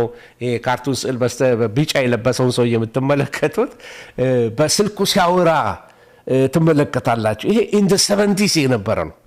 ህፃናት ሆነን ይሄ ስዕል በጣም ካርቱን ወድ ነበርና በቃ በስልኩ ሲያወራ ዋው፣ በጫማው ሲያወራ ተንቀሳቃሽ ስልክ ይዞ ሲሮጥ ምናምን ይሄ ፖሊስ ይገርበኝ ነበረ። ለካ አሁን ሳየው በስልክ ማውራት ለካ ደርሰንበታል። በስልክ ማውራት ይኸውላችሁ አሁን ትላንትና ፊክሽናል የሆኑት ዛሬ ሪል ሆነዋል። አያችሁ፣ አሁን እንደ ፊክሽን የጀመሩ ነገሮች ሰው ወደዛ ነው ይሄድ ያለው። ሪል ወደ መሆን ይመጣሉ። ይሄ ፊክሽን ነበር፣ አሁን ሪል ነው። ይሄ ሪል ነው። ኮምፒውተር ፊክሽን ነበር፣ አሁን ሪል ነው። ምን እያልኳችሁ ነው? ብዙ አስገራሚ ቴክኖሎጂዎች እየመጡልን ነው። ኤአይ ነዳሽ መኪናዎችን ትመለከታላችሁ። ያለምንም ችግር ከቦታ ቦታ ይሄዳሉ። ከሰው ይልቅ ጠንቃቆች የሆኑ ከሰው ይልቅ በብዙ ካሜራ ዙሪያቸውን እየከበበ የትራፊክ ሕግ አክብረው የሚሄዱ የሚገርም ነው። እና እነዚህ ኤአይ ቴክኖሎጂዎች ዛሬ አሜሪካን ሀገር ብዙ ቦታ ተለይ ላስ ቬጋስ አካባቢ አንድ የት ሀገር ሄጄ ነው ሪሰንትሊ የተመለከትኩት አይ ቲንክ ፊኒክስ አሪዞና ላይ ተመልክቼዋለሁ እና እነዚህ ኤአይ ቴክኖሎጂዎች ከተማ ላይ ሲነዱ ታያቸዋላችሁ ቴስላ መኪናዎች ብዙዎቹ እንትን ላይ አድርጋችሁት እጃችሁን ብቻ መሪው ላይ ማድረግ አለባችሁ ምክንያቱም ምልክት ይሰጣችኋል ወደ ውስጥ እናንተን የሚያይ ካሜራ አለ ካንቀላፋችሁ ይጮሃል መኪናው ይቀሰቅሳችኋል እና ቀጥታ ይሄዳል ሞልታችሁት ምንም ግራቀኝ ማየት አያስፈልጋችሁ አንዳንድ ጊዜ ሁለት እጃችሁ አንድ ኮፊ በዚህ ምግብ የምትበሉ ከሆነ ቁርስ ጠዋት እና የነዳችሁት መኪናው ቀጥታ ይሄዳል ምንም ወደ ግራም ወደ ቀኝም አይልም በሰላም ነው የሚሄደው መኪና ሲመጣ ሌን ሁሉ ይቀይራል በጣም ያስደነግጣችኋል እና ሌን ሁሉ ይቀይራል ፍሬቻ ያሳያል ሌን ይቀይራል ሃይዌይ ይገባል በራሱ አውቶኖመስ ነው ራሱን በራሱ ችሎ መሄድ የሚችል ነው ቴክኖሎጂ እዛ ጋር ደርሷል ይሄ ድሮ ፊክሽን ነበረ ምንድነው ከኋላው የሚያንቀሳቅሰው የኤአይ ቴክኖሎጂ ነው ስለዚህ ዕውቀት የት ጋር እንደደረሰ እንድናይ ነው በዘመነ መጨረሻው ላይ ዕውቀት ምን ይላል ዕውቀት ይበዛል ብሎ መጽሐፍ ቅዱስ ይነግረናል ኤአይ ነዳሽ መኪናዎች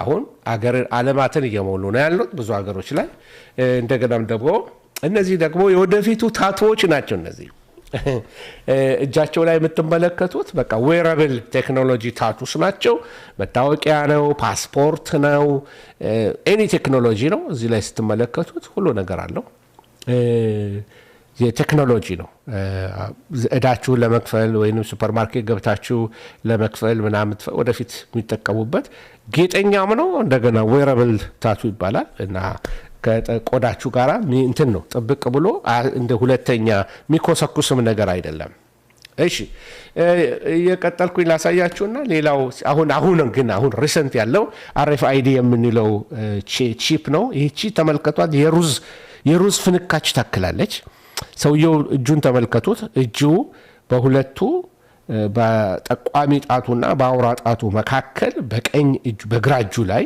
ነው የምትመለከቱት መጽሐፍ ቅዱስ በቀኝ ነው የሚለው RFID እዚህ መሃል ላይ ተሆንና ትቀበራለች ውስጡ ሁሉም አካውንቱ የባንክ አካውንቱ አለ ፓስፖርቱ አለ የጤናው አለ ኤኒቲንግ የምና ዌብሳይቱ ሚኑ ቴክኖ ሁሉ ሰውየው ሪፈር የሚያደርግበት ውስጡ አለ QR ምናምን የሚባለው ሁሉ ነገር እዛ ውስጥ አለ እና በቃ ስካን አድርጎ ነው የሚሄደው አሁን ይሄ ቴክኖሎጂዎች አለ በሰዎች እጅ ውስጥ የሚፈልጉ ሰዎች ያስቀብራሉ ከዚህ አልፈን ደግሞ ቴክኖሎጂዎች ወደ ምን ሄደዋል ለጸረ ክርስቶስ ጥቅም እንዲውሉ ጸረ ክርስቶስ እንዲጠቀምባቸው ሆነ አሁን ያሉት ለሰው ልጅ ጥቅም ተብሎ ነው ነገር ግን ያላወቅነው ነገር የሆነ ሲስተም ግሎባል ሲስተም እየመጣ ነው ዲጂታል አይዲ ግሎባል ሲስተም ነው ህንድ ዲጂታል አይዲ ኢንግላንድ ዲጂታል አይዲ እስራኤል ዲጂታል አይዲ አሜሪካ ዲጂታል አይዲ ሁሉም ወደ ዲጂታል አይዲ እየሄድን ያለው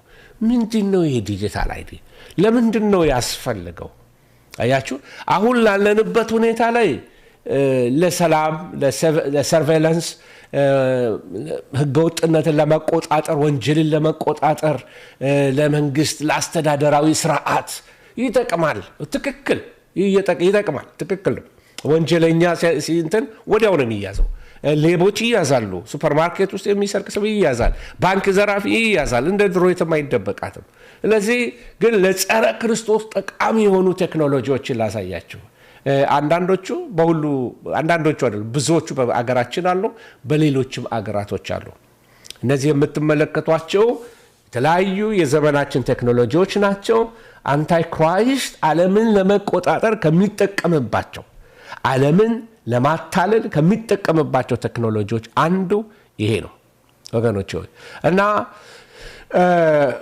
ህዝብን ለመቆጣጠር ነው ትልቁ ጸረ ክርስቶስ ፍላጎቱ ምንድነው ህዝብን ኮንትሮል ማድረግ ያለኔ ፈቃድ አትበሉም ያለኔ ፈቃድ አትጠጡም ያለኔ ፈቃድ ትራቭል አታረቁም ይሄ አሁን የለመድነው ዲሞክራሲ ምናምን የሚባለው በዛ ዘመን ለሚኖሩ ሰዎች አይኖርም አሁን በጥቂቱ በአሜሪካን ሀገር እያየነው ነው ያለነው አሜሪካን ሀገር በጣም አደገኛ የሆነ ዲክታቶሪያል የሆኑ ነገሮች እየታዩ ነው ያሉት ከሚገባ በላይ ህግ እየተጣሰ ነው ያለው ወገኖች ሆይ አንዳንድ ምልክቶችን በሚቀጥሉትም ቀናቶች ልነግራችሁ እችላለሁ እና የተለያዩ የዘመናችን ቴክኖሎጂዎች በጸረ ክርስቶስ በቃ ዓለም አቀፍ ነገርን ዓለምን በቁጥጥሩ ስር ለማዋል ኮንትሮል ኢሹ ነው። በቃ ገበያውን ኮንትሮል ያደርጋል። የዓለምን በቃ ትራንዛክሽን በሙሉ ኢኮኖሚውን በአንድ ሌሊት አገሮችን ዶጋመድ ሊያደርጋቸው ይችላል። ሀብታቸውን በቃ ሊቆልፈው ይችላል። ሁላችንም በስልኮቻችን ላይ አሁን ብዙዎቻችን ላይ በተለይ ኖርዝ አሜሪካ ላላችሁ ለእናንተ አውሮፓ ላላችሁ ኢትዮጵያ ውስጥ በጥቂቱ አለ እና አሁን ለምሳሌ እዚህ ጋር ዋሌት የምንለው አለ። ይሄ ዋሌታችን በውስጡ ክሬዲት ካርድ ምናምን አለ፣ የተለያየ አይነት ኢንተራክታችን አለ፣ ቪዛዎቻችን አሉ፣ የተለያየ አይነት ሜምበርሺፕ ካርዶቻችን አሉ። እነዚህ ሁሉ ባሉበት እዚህ ውስጥ ነው ያለው። ካርድ ይዤ እንደ በፊቱ አልከተም። አሁን በቃ ፊቴን አሳይቼው ሄጄ ከፍዬ ነው የምወጣው በስልኬ። የስልኬ መጥፋት አለመጥፋት አይደለም ትልቁ ነገር፣ ግን የፈለገ ይህንን የሚቆጣጠረው ሰው መንግስት በአንድ ሌሊት ቆልፎት አንዱንም ካርድ መጠቀም አትችልም፣ አትበላም፣ አትጠጣም፣ ቁጥሩን ካልወሰድክ ሊለኝ ይችላል። ቴክኖሎጂው ኦልሬዲ ያለ ቴክኖሎጂ አለ። ነገር ግን ሲስተሙ ሲዘረጋ ጸረ ክርስቶስ በቀላሉ ዓለምን ለመቆጣጠር ይችላል። ዘመኑ እንደቀረበ አንዳንድ ምልክቶች ከዚህ በፊት ተናግሬያለሁ። ሪሰንትሊ ፕሬዚዳንት ትራምፕ እንደዚህ ብለው ተናገሩ። ፕሬዚዳንት ትራምፕ አንዱ ከተናገሩት ነገር ምንድነው? ፓለስቲንና እስራኤልን ኢሹ በተመለከተ ፍልስጤምና እስራኤልን በተመለከተ ፍልስጤምን የሚያስተዳድሩ 10 ሉዓላት ለምሳሌ የእንግሊዙ ንጉስ እነ ቶኒ ብሌር ከአሜሪካንም እንደዚሁ ከየሀገራት የቀድሞ ፕሬዚደንቶች ምናምን ሁሉ ባሉበት 10 ሰዎች ተመርጠው ያንን ያስተዳድራሉ እና ፓለስቲኒያ ስፔሻል ዞን ትሆናለች። ያ አካባቢ በጣም ሃይቴክ በሆነ አገሩን ሊሰሩት አስበዋል። እነ ማናቸው እነ ቢል ጌት እና ይሄ ቴስላ መሪው ሰውዬ ማለት ነው። እና በጣም ሳይንቲፊክ የሆነች ከተማ ለመስራት እና መጽሐፍ የሚነግረን ነገር አለ። 10 ነገስታት ኃይላቸውን ለአውሬው ሰጡት ይላል መጽሐፍ ቅዱስ። ወዴት እየሄድን ነው መጠየቅ አለባቸው። ሲስተም ቢልድ ተደርጎለታል ኦልሬዲ። አሁን ያለው ሲስተም ሰርቬላንስ ሲስተሙ ሁሉ ነገር ለእኛ ብቻ የተሰራ አይደለም እያልኳቸው ነው። ፊውቸርን ለመቆጣጠር ለጸረ ክርስቶስ ሆነ ተብሎ የተሰራለት ነው። ስለዚህ አሁን እየሄድን ያለ ነው እንደሜ እንዳለው ካሽለስ ሶሳይቲ እየሆንን ነው። ካሽ በእጅ ያልይዝም መንገድ ላይ ሲለምኑኝ እቸገራለሁ። አንዳንዴ ምንም ሳንቲም እንኳን አንይዝም። ለፓርኪንግ እንኳን ምን ከፍለው በዚህ ነው፣ ኦንላይን ነው ሁሉ ነገር ካሽለስ ሆኗል። ሰርቬለንሱ የት ተነስታችሁ የት እስክትደርሱ ድረስ ትታወቃላችሁ። እስራኤልን በዚህ በጣም አደንቃለሁ። እስራኤል ሀገር ከ1 ሜትር 1 ሜትር እንግሊዝ ሀገር 1 ሜትር ስትሄዱ የማያነሳችሁ የካሜራ ብዛት የለም፣ ፕራይቬሲ የሚባል ነገር የለም። ስለዚህ አርቲፊሻል ኢንቴሊጀንስ ተመልሼ ልምጣ። አርቲፊሻል ኢንቴሊጀንስ እንግዲህ ዋና መሳሪያ ተደርጎ ነው የሚጠቀመው አሁን ለጸረ ክርስቶስ አመቺ እንደሆነ እና አሁን ያለውን ተመልከቱ። ኤአይ አንዱ ጸረ ክርስቶስን ሊጠቅመው ከሚችለው ነገር አንድ ያነሳሁት እዚህ ላይ ተመልከቱ። ዲፕ ፌክ የሚባል አለ። ዲፕ ፌክ ምንድነው ስራው? ልክ እኔን የሚመስል ሰው የኔን ድምፅ ያለው ሰው ማጅራ ሲመታ ሊሰራው ይችላል። በፍጹም ልትለዩት እንደማትችሉ አድርገው። ስለዚህ ምን ይሆናል ማለት ነው? እኔን የጠላ ሰው የኔን አይነት ምስል አሰርቶ ይሄው ፓስተር አስፋ ወንጀል ሲሰራ ሳየውላችሁ ብሎ ቪዲዮ ቢለቅብኝ እኔ በቃ ለቴስቲሞኒ ምስክርነት ምን ሆነ ማለት ነው? ዲስትሮይድ ሆነ ማለት ነው። እሺ ተላላ ያገሬ ሰው ደግሞ ያየውን ሁሉ የሚያምን ስለሆነ ዲፕ ፌክ አያውቅም።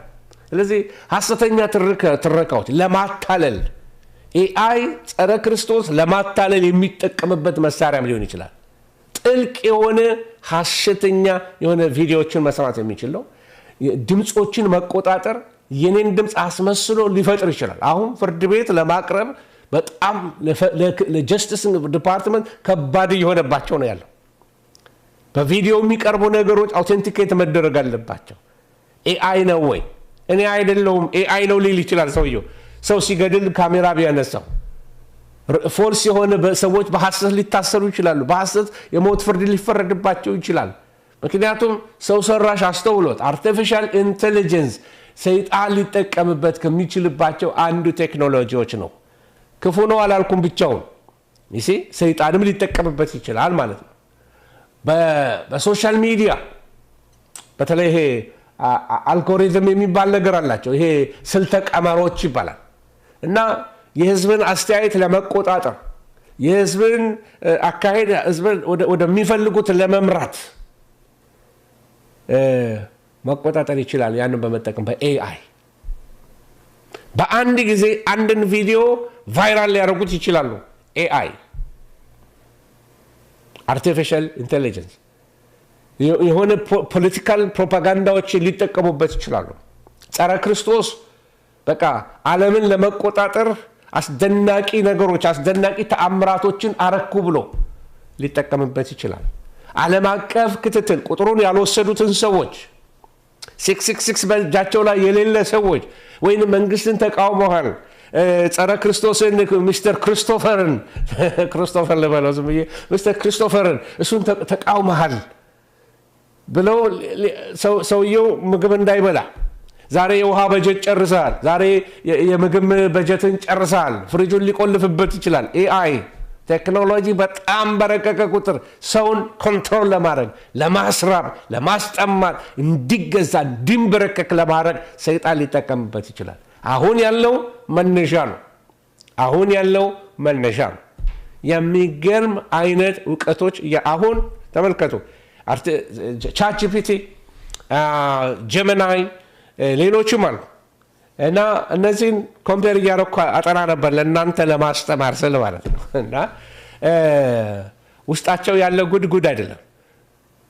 ዊዝን ላይክ 5-10 ደቂቃዎች ውስጥ ጻፍኩለት እንዲህ አይነት ዌብሳይት እንዲህ አይነት ውስጡ ያለ እንዲህ አይነት ነገር እንደዚህ አይነት ነገር ብዬ ሊስት አደረኩለት እና በእንዲህ አይነት ቀለማት አድርገህ ዌብሳይት ስራልኝ አልኩት። 5 ደቂቃ አልፈጀበትም። ድሮ ዌብሳይት ሰርቼ አውቃለሁ ከ3-4 በላይ ቀናት የፈጁብኝ ማለት ነው። ኤአይ within 5-6 minutes ኤአይውን ሰርቶ ጨርሶታል ዌብሳይቱ። ኤውላ አሳየኝ። አዊሽ ባሳያችሁ ደስ ይለኝ ነበር። ኤአይ የሰራው በተለይ ጀሚናይ አማርኛ ሲናገር አማርኛ ሲጽፍ ሰው የጻፈው ነው የሚመስለው።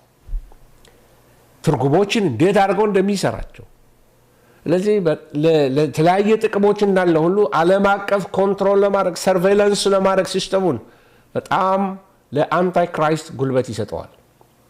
እንደ ጥቅሙ አደጋውም የዛን ያህል ነው እና ቅድም ያልኳችሁ ነገር ምንድነው? ቴክኖሎጂዎች እየረቀቁ በመጡ ቁጥር ቴክኖሎጂዎች እየላቁ በሄዱ ቁጥር ለኛ ብለው ብቻ ለመጠቀም ብለው ብቻ እንዳልሰሩት ከኋላው ኮንትሮል እንዳለው ሲቪሊያኑን ኮንትሮል ለማድረግ ሚሊታሪስቲክ በሆነ ኮንትሮል ስለ እንድንገባ ረሃብ ቢነሳ እነማንን እናስርብ እነማንን እናጥግብ ከየት ወዴት እንቅስቃሴ ሁሉን ነገር ለመቆጣጠር በቃ ኮንትሮል ኢዝ ዘ ኢሹ ናው። ይሄ ነው ኢሹ ያለው። ምን እያልኳችሁ ነው ያለሁት ወገኖች ሆይ? ያለንበት ዘመን ቀላል አይደለም። ሌላው በክትትል ውስጥ አንዱ ባዮሜትሪክስ የሚባላል። ባዮሜትሪክስ ይሄ ስዕሉን ካገኘሁት ላሳያችሁ። ባዮሜትሪክስ አሁን ኢትዮጵያ ውስጥ ያላችሁ እኔም ኢትዮጵያ ውስጥ አይቼዋለሁኝ። አይን ላይ እንደዚህ አድርጋችሁ ባዮሜትሪክስ የአይናችሁን ረቲናችሁን ፎቶ ያነሱታል። ያንዳችን ከአንዳችን ይለያያል። ልክ እንደ አሻራችን ይወሰዳል። ስዕሉ ላይ እንደምታዩት ተመልከቱት። ስዕሉ ላይ እንደምታዩት አይን እጆችንም ትመለከታላችሁ። እንደገና ደግሞ የፊትን ቅርጽ አይቶ እንትን ይላል። አሁን ይሄ ስልኬ ብዙ ጊዜ የሚከፍትልኝ ፊቴን አይቶ አስፋው ነው ብሎ ይከፍትልኛል። ሌላ ሰው ካለ ግን ፓስወርድ አድርግ ይለዋል። ኮምፒውተሮቻችን በአሻራዎቻችን ነው የምንከፍታቸው። ይሄ ሁሉ ወዴት ሊሄድ ይችላል? አሁን ነው ማለት አይደለም። እየቀጠለ ሲሄድ ግን በቀላሉ መንግስት ህዝብን ኮንትሮል የሚያደርግበት መንገዶች ናቸው። የምንበላውን የምንጠጣውን የሰፈር ዋልን ፎቶግራፎቼ ከየቦታው እንደምታውቁት በአገልግሎት ወዲያ ወዲህ ይላለሁ እና ስንበለስ ከየቦታው ፎቶዎች ያነሳዋቸውን አመቱ መጨረሻ ላይ ሰመራይዝ አድርጎ አመጣልኝ። እያንዳንዱ አገር የት እንደተነሳው ማፕ ሰጠኝ። የት አገር መቼ እንደነበርኩኝ እኔ ሞልቼው አይደለም፣ ስልኬ የሄደበትን ሰፈር ያውቀዋል። የቱ ፎቶ የሰፈር እንደተነሳ ያውቀዋል። this is AI artificial intelligence ኮንትሮል ላርግ ያለ ሰው ካለ ሊጠቀምበት ይችላል ማለት ነው። ከኔ የበለጠ በጣም ብዙ ዕውቀት ያላቸው ብዙ ሰዎች አሉ። ሊያሳየን ብዙ ኢንፎርሜሽን ሊሰጡ ይችላል። መጽሐፎች ሪኮመንድ ላደርጋችሁ ይችላል በዚህ ላይ ኢንትረስትድ የሆናችሁ ሰዎች። እና ይሄ ዲጂታል የክትትል ስርዓቶች እና ባዮሜትሪክስ ምን ማለት ነው? የሰዎችን እንቅስቃሴና ባህሪ ለመከታተል ዓለም አቀፍ የቁጥጥር ስርዓትን ለማስፈጸም ይሄ የላቀ ቴክኖሎጂዎች ይሄ እንደ ተያያዥ ካሜራዎች እና ባዮሜትሪክ መቃኛዎች ወይም ደግሞ ሰርቬይላንስ ቴክኖሎጂዎች በጣም ጸረ ክርስቶስ ሊጠቀምበት ይችላል። አሁንም ላለው መንግስት ይጠቅማል፣ ጸረ ክርስቶስ ግን ለምሳሌ ቅድም ያነሳውላችሁ ስለዚህ ስለ ዲጂታል አይዲ ኢትዮጵያ ማላት፣ ህንድም ማላት፣ እስራኤልም ማላት፣ ሁሉም ሀገሮች የራሳቸው አሁን እንግሊዝ ሀገር ዲጂታል አይዲ ከሌላችሁ ስራ አትሰሩም የሚል ሰውየው ጠቅላይ ሚኒስትሩ ሲናገር ትልቅ ረብሻ ተነሳ ሀገሩ ላይ። ሰላማዊ ሰልፍ ወጡ። ፕራይቬሲያችንን ለምን ትነካላችሁ አሉ። እምቢ አሉ። ፕራይቬሲ እና ለኛ ረብሻ ተነስቶ ነበረ። የስ ግዴታ መሆኑ አይቀርም። ስራ መስራት አትችሉም እንግሊዝ ሀገር ተባለ። ዲጂታል አይዲ የማይወስድ የኛ ህዝብ ዲጂታል አይዲ ውሰድ፣ እሺ ጣትህን አምጣ፣ እሺ። ምክንያቱም ድሆች ነን፣ ለመኖር በአንድ ጊዜ ነው የሚቆጣጠሩ። ስለዚህ ይሄ ዓለም አቀፍ ዲጂታል የሆነ ቁጥጥር ለማድረግ ነው።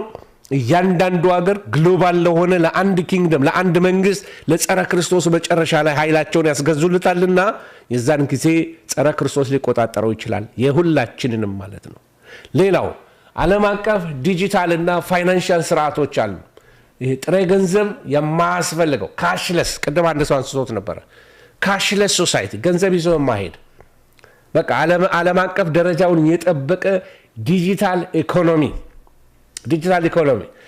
ዲጂታል ማንነት እና ምናልባት ቺፖችን ጨምሮ ሰዎች ይቀበላሉ። ከባንክ ገንዘብ ለማውጣት በራእይ 13 ላይ የምትመለከቱት ይሄ ነው። የአውሬው ምልክት 666 ይህን ስርዓት የሲስተሙ ነው 666 ወገኖች ሆይ 666 ምንድን ነው ካላችሁ www ኢንተርኔት ሲጀምር ታስታውሳላችሁ። www google.com እንደዚህ ያለ ነው አይደል የምንጽፈው። ልክ እንደዛ www በብራይስት vav ዲጂታል ቫልዩ 666 ማለት ነው። ስለዚህ ኦልሬዲ ሲስተሙ ለጸረ ክርስቶስ መድረኩ ተሰርቶለታል። እየረቀቀ ይሄዳል፣ ኢንሃንስድ እየሆነ ይመጣል። አሁን በላለበት ደረጃ ላይ ምናልባት ጥቂት ጊዜ ሊቀረው ይችላል። ዓለምን በሙሉ ግን አንድ ላይ ሰብስቦ ልክ www ዓለምን እንዳያያዘ ልክ እንደዛ ዓለምን ሁሉ የዓለም ኢኮኖሚ አንድ ላይ በቃ አገራት ሁሉ አንድ ላይ አፍሪካ አንድ ትሁን እያለ ነው አይደለም። አገሮች ሁሉ አንድ ቪዛ እንደ ኖርዝ አሜሪካ አንድ፣ አውሮፓ አንድ፣ ሁሉም አንድ። ከዛስ መጨረሻው ዓለም ሁሉ አንድ እና ማን ይምራል? አውሬው። አያችሁ።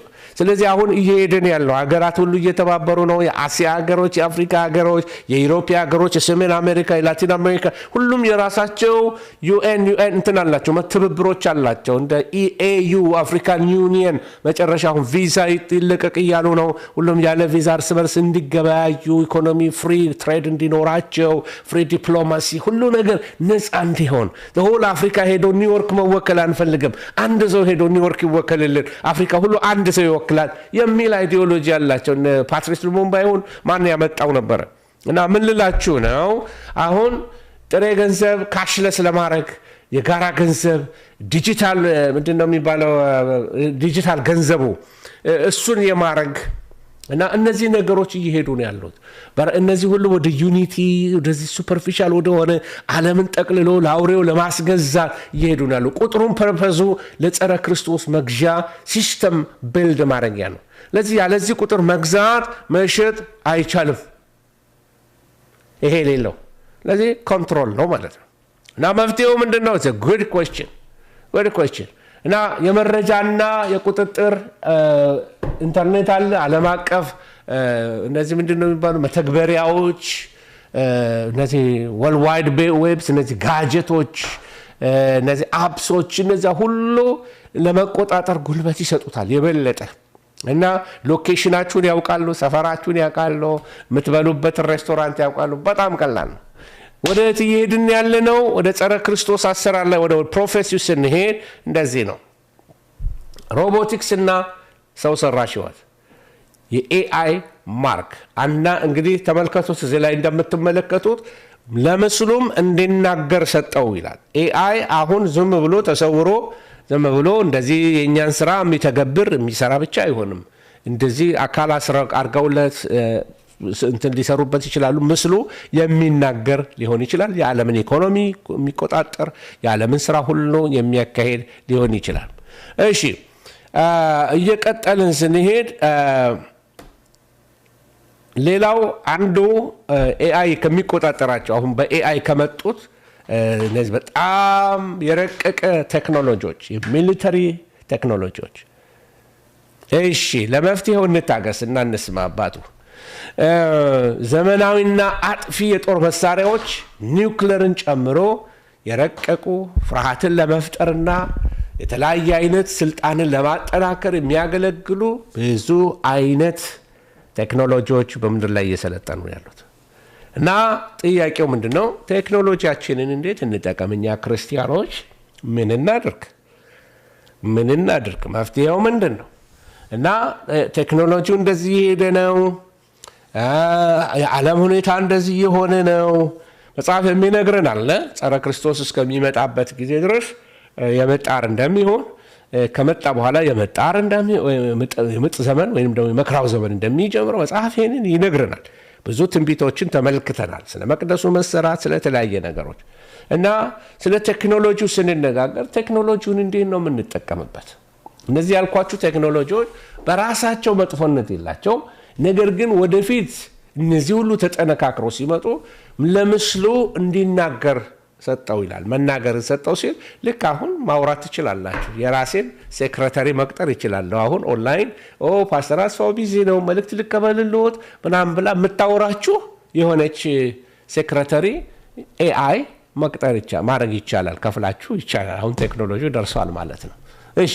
ስለዚህ ዛሬ ቴክኖሎጂያችን እንዴት እንጠቀም እንደ አገልጋይ እንጂ እንደ ጌታ እንዳናየው ቴክኖሎጂ ጌታ አይደለም ቴክኖሎጂ እንደ ሎርድ እንዳይገዛን እንደ አለቃ እንዳይገዛን ቴክኖሎጂ ህይወታችንን እንዲቆጣጠር ሳይሆን እኛ ለበጎ ዓላማ እንድንጠቀምበት ስራዬን እንድሰራበት አያችሁ እንጂ እኔን ሱሰኛ አድርጎኝ ጥገኛ ሊያረገኝ አይገባም ለሁሉ ነገር ቴክኖሎጂ ላይ መጣበቅ የለብኝም በቃ በሁሉ ነገር ሱሰኛ የመሆን ጉዳይ በጣም አደገኛ ነው ብዙ ሰዎች ኦሬዲ አዲክትድ ናቸው ከሰው ጋር የማውራት ከሰው ጋር ፌሎሺፕ የማድረግ አንታይ ሶሻል የሆኑ ነው ህፃናት አይሶሌት እያደረጉ ነው ያሉት ሶሳይቲ ባህሉ እየተለወጠ ነው ቀደም እንደነገርኳችሁ ለቴክኖሎጂው ለጥቅም መሆን ይችላል ነገር ግን ሰው ኃጢአተኛ ተፈጥሯል ነው በኃጢአት የወደቀ ማንነት ስላለው በቀላሉ ያንን አሮጌውን ሰው ትሪገር የማድረግ ችሎታ አላቸው አጓጊ ምስሎች አሉ አጓጊ ዜናዎች አሉ አጓጊ ቻት ሩሞች አሉ በቃ ውይይት መንፈሳዊ መስለው ኃጢአት የሚያሰሩ ጀጅ እንድናረግ እንድንሳደብ የሚያረጉ ክፉ አናጋሪ የሆነ ቻት ሩሞች አሉ የጌታን ስም የሚጠራ ግን ውስጡ ብዙ ጸጋ የሌለበት ሌሎችን ዳውን የሚያረግ መንፈስ ቅዱስ የማይተባበራቸው ክፋት ያለባቸው ብዙ ነገሮችን ሰው ሊጠቀምበት ይችላል ለዚህ ይሄንን ለሁሉ ነገር መፍትሄ የለውም እያልኳችሁ ነው ለሁሉ ጥያቄ መልስ የለውም ከመስቀሉ እንዳያርቀን ከአምልኮ እንዳያርቀን ከጸሎት እንዳያርቀን ከጌታ ጋር ካለን ኢንቲሜሲ እንዳያርቀን ቴክኖሎጂ መጥቶ ጊዜያችንን ወስዶ መንፈሳዊ ራቁት እንዳያደርገን አያችሁ ቴክኖሎጂን እንዴት እንጠቀምበት ምን ይያልኩ ነው ለእግዚአብሔር ክብር ነው ረጅም ሰዓት ይልኩኝ ለእግዚአብሔር ክብር ነው በመንሰራው በመንጠቀመው ቴክኖሎጂ ሁሉ ለእግዚአብሔርን ማክበሪያ እንዲሆን እግዚአብሔርን ማክበር ከሆነ አለመጠቀም ሌላው ለባልንጀራ ፍቅር የሚሆን ሌሎችን ለመርዳት አሁን ፈንድሬስ ይደረግበታል ማናቃቸው ሰዎች ሆስፒታል ታማው ተኙ ሲባል መረዳጃ ሆነዋል እንደዚህ ላለ በጎ አድራጎታዊ ለሆነ ነገር መልካም ነው ወንጌልን ለማሰራጨት በጣም መልካም ነው። ይሄውኔ እናንተ ጋር ያያረኩት ያለው ነገር ወንጌልን ማስተማሪያ መድረክ አድርጌዋለሁ። ክብር ለእግዚአብሔር ይሁን። አያችሁ ይሄ የሰው ልጆችን ስቃይ ለመቀነስ የምናረግበት የሰው መከራ የሰውን አበሳ ለመቀነስ የምናረግበት እርስ በርስ የምንተሳሰብበት ኮሙኒኬት የምናረግበት መንገድ ከሆነ እሰየው መልካም ነው። ለባልንጀራ ፍቅር፣ ለእግዚአብሔር ክብር እንደ እግዚአብሔር አገልጋዮች እኛ የቴክኖሎጂው ጌቶች እንጂ ቴክኖሎጂው ጌታ እንዳይሆንብን ልንጠነቀቅ ያስፈልገናል። ሌላ ቅድም ያልኩትን ለመጠቅለል ያህል ዲስሰርንመንት ያስፈልገዋል። ቴክኖሎጂው ለጣዖት አምልኮ ወይም ደግሞ ቅድም እንዳልኩት ሱሰኛ እንዳያደርገን ሁሉ ጊዜ ራሳችንን መመርመር ይገባናል። አንዳንድ የምናያቸው ኢንተርቴይንመንት የሚመስሉ ነገሮች ሱስ የሚያስያዝ ጉልበት አላቸው። አይንን ካች የሚያደርግ መንፈሳዊ እይታችንን የማደብዘዝ ጉልበት አላቸው። ለዚህ ዲስሰርን አድርገን የማይጠቅመውን እና የሚጠቅመው ሁሉ ተፈቅዶልኛል፣ ሁሉ ግን ምን አይለኝም አይጠቅመኝም ለእግዚአብሔር ክብር የማናውለው ከሆነ አንዳንድ ደግሞ አለ አይደለም አንዳንድ ቦታ ሄዳችሁ ሰዎች መጥፎ ቃል ሲነጋገሩ ቆማችሁ እንደማትሰሙ ሁሉ እንደ ክርስቲያኖች እዚህ ቦታ ላይ ደግሞ ለብቻችሁ ሆናችሁ ልትሰሙት አይገባም። የምታዩትን ጌታ ስለሚያይ የምትሰሙትን ጌታ ስለሚሰማ በውስጣችሁ መንፈስ ቅዱስ ስላለ ማለት ነው። መንፈስ ቅዱስ አብሯችሁ ይሰማል ማለት ነው። ስለዚህ ቤተክርስቲያን ቴክኖሎጂውን ልትጠቀምበት ትችላለች። እንደ መሳሪያ የወንጌልን ተልእኮ ልትጠቀምበት ትችላለች። አሁንም በየቤተ ክርስቲያኑ ቴክኖሎጂ እንጠቀምበታለን እና ቴክኖሎጂ ለቤተ ክርስቲያን የእግዚአብሔር ጸጋ የምታካፍልበት በቃ የጋራ እግዚአብሔር የሰጠን የጸጋ ስጦታ ናት። ይህን ልንጠቀምበት እንችላለን። በቤተ ክርስቲያን በቴክኖሎጂ ሌላው የምንመለከተው ለወንጌል ስርጭት ተመልከቱ። እነዚህ ሁሉ ባይብል አፕሶች ናቸው።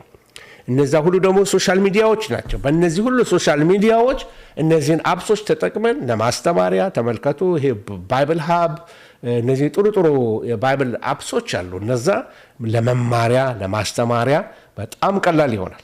አሁን በዚህ ዘመን መቼም የእውቀት ችግር ያለ አይመስለኝም። የእውነት ችግር እንጂ የእውቀት ችግር ያለ አይመስለኝም። እና እውቀትን ለማግኘት የሚፈልግ ሁሉ ለወንጌል ስርጭት ሊጠቀምበት ይችላል። ሌላው ላይቭ ስትሪሚንግ አሁን እንደዚህ እንደምናደርገው ሶሻል ሚዲያ ላይ ቅዱስ ቅዱሱን በመለጠፍ ግሎባል አውትሪች በማድረግ ዲጂታል ዲሳይፕልሺፕ በማድረግ ደቀ መዝሙር ማስተማሪያ ይሆናል። እስር ቤት ላሉ ሌላም ሌላ ቦታ ላይ ላሉ ባይብል አፖችን ለመጠቀም ኦንላይን ቴዎሎጂ ኮርሶች በመስራት ልናስተምርበት ልንማርበት እንችላለን። ለቤተ ክርስቲያን አስተዳደር ቴክኖሎጂ ይጠቅማል። ለምሳሌ ለአስተዳደር የሜምበርሺፕ ሲስተም አለ። ሜምበሮችን ስም ሊስት አድርጎ የተለያየ አይነት አገልግሎቶችን የሚሰጥ ለሂሳብ ክፍሎች ሞባይል ባንኪንግ አለ፣ ኦንላይን ጊቪንግ አለ። እነዚህ ሁሉ ለቤተ ክርስቲያን ይጠቅማሉ።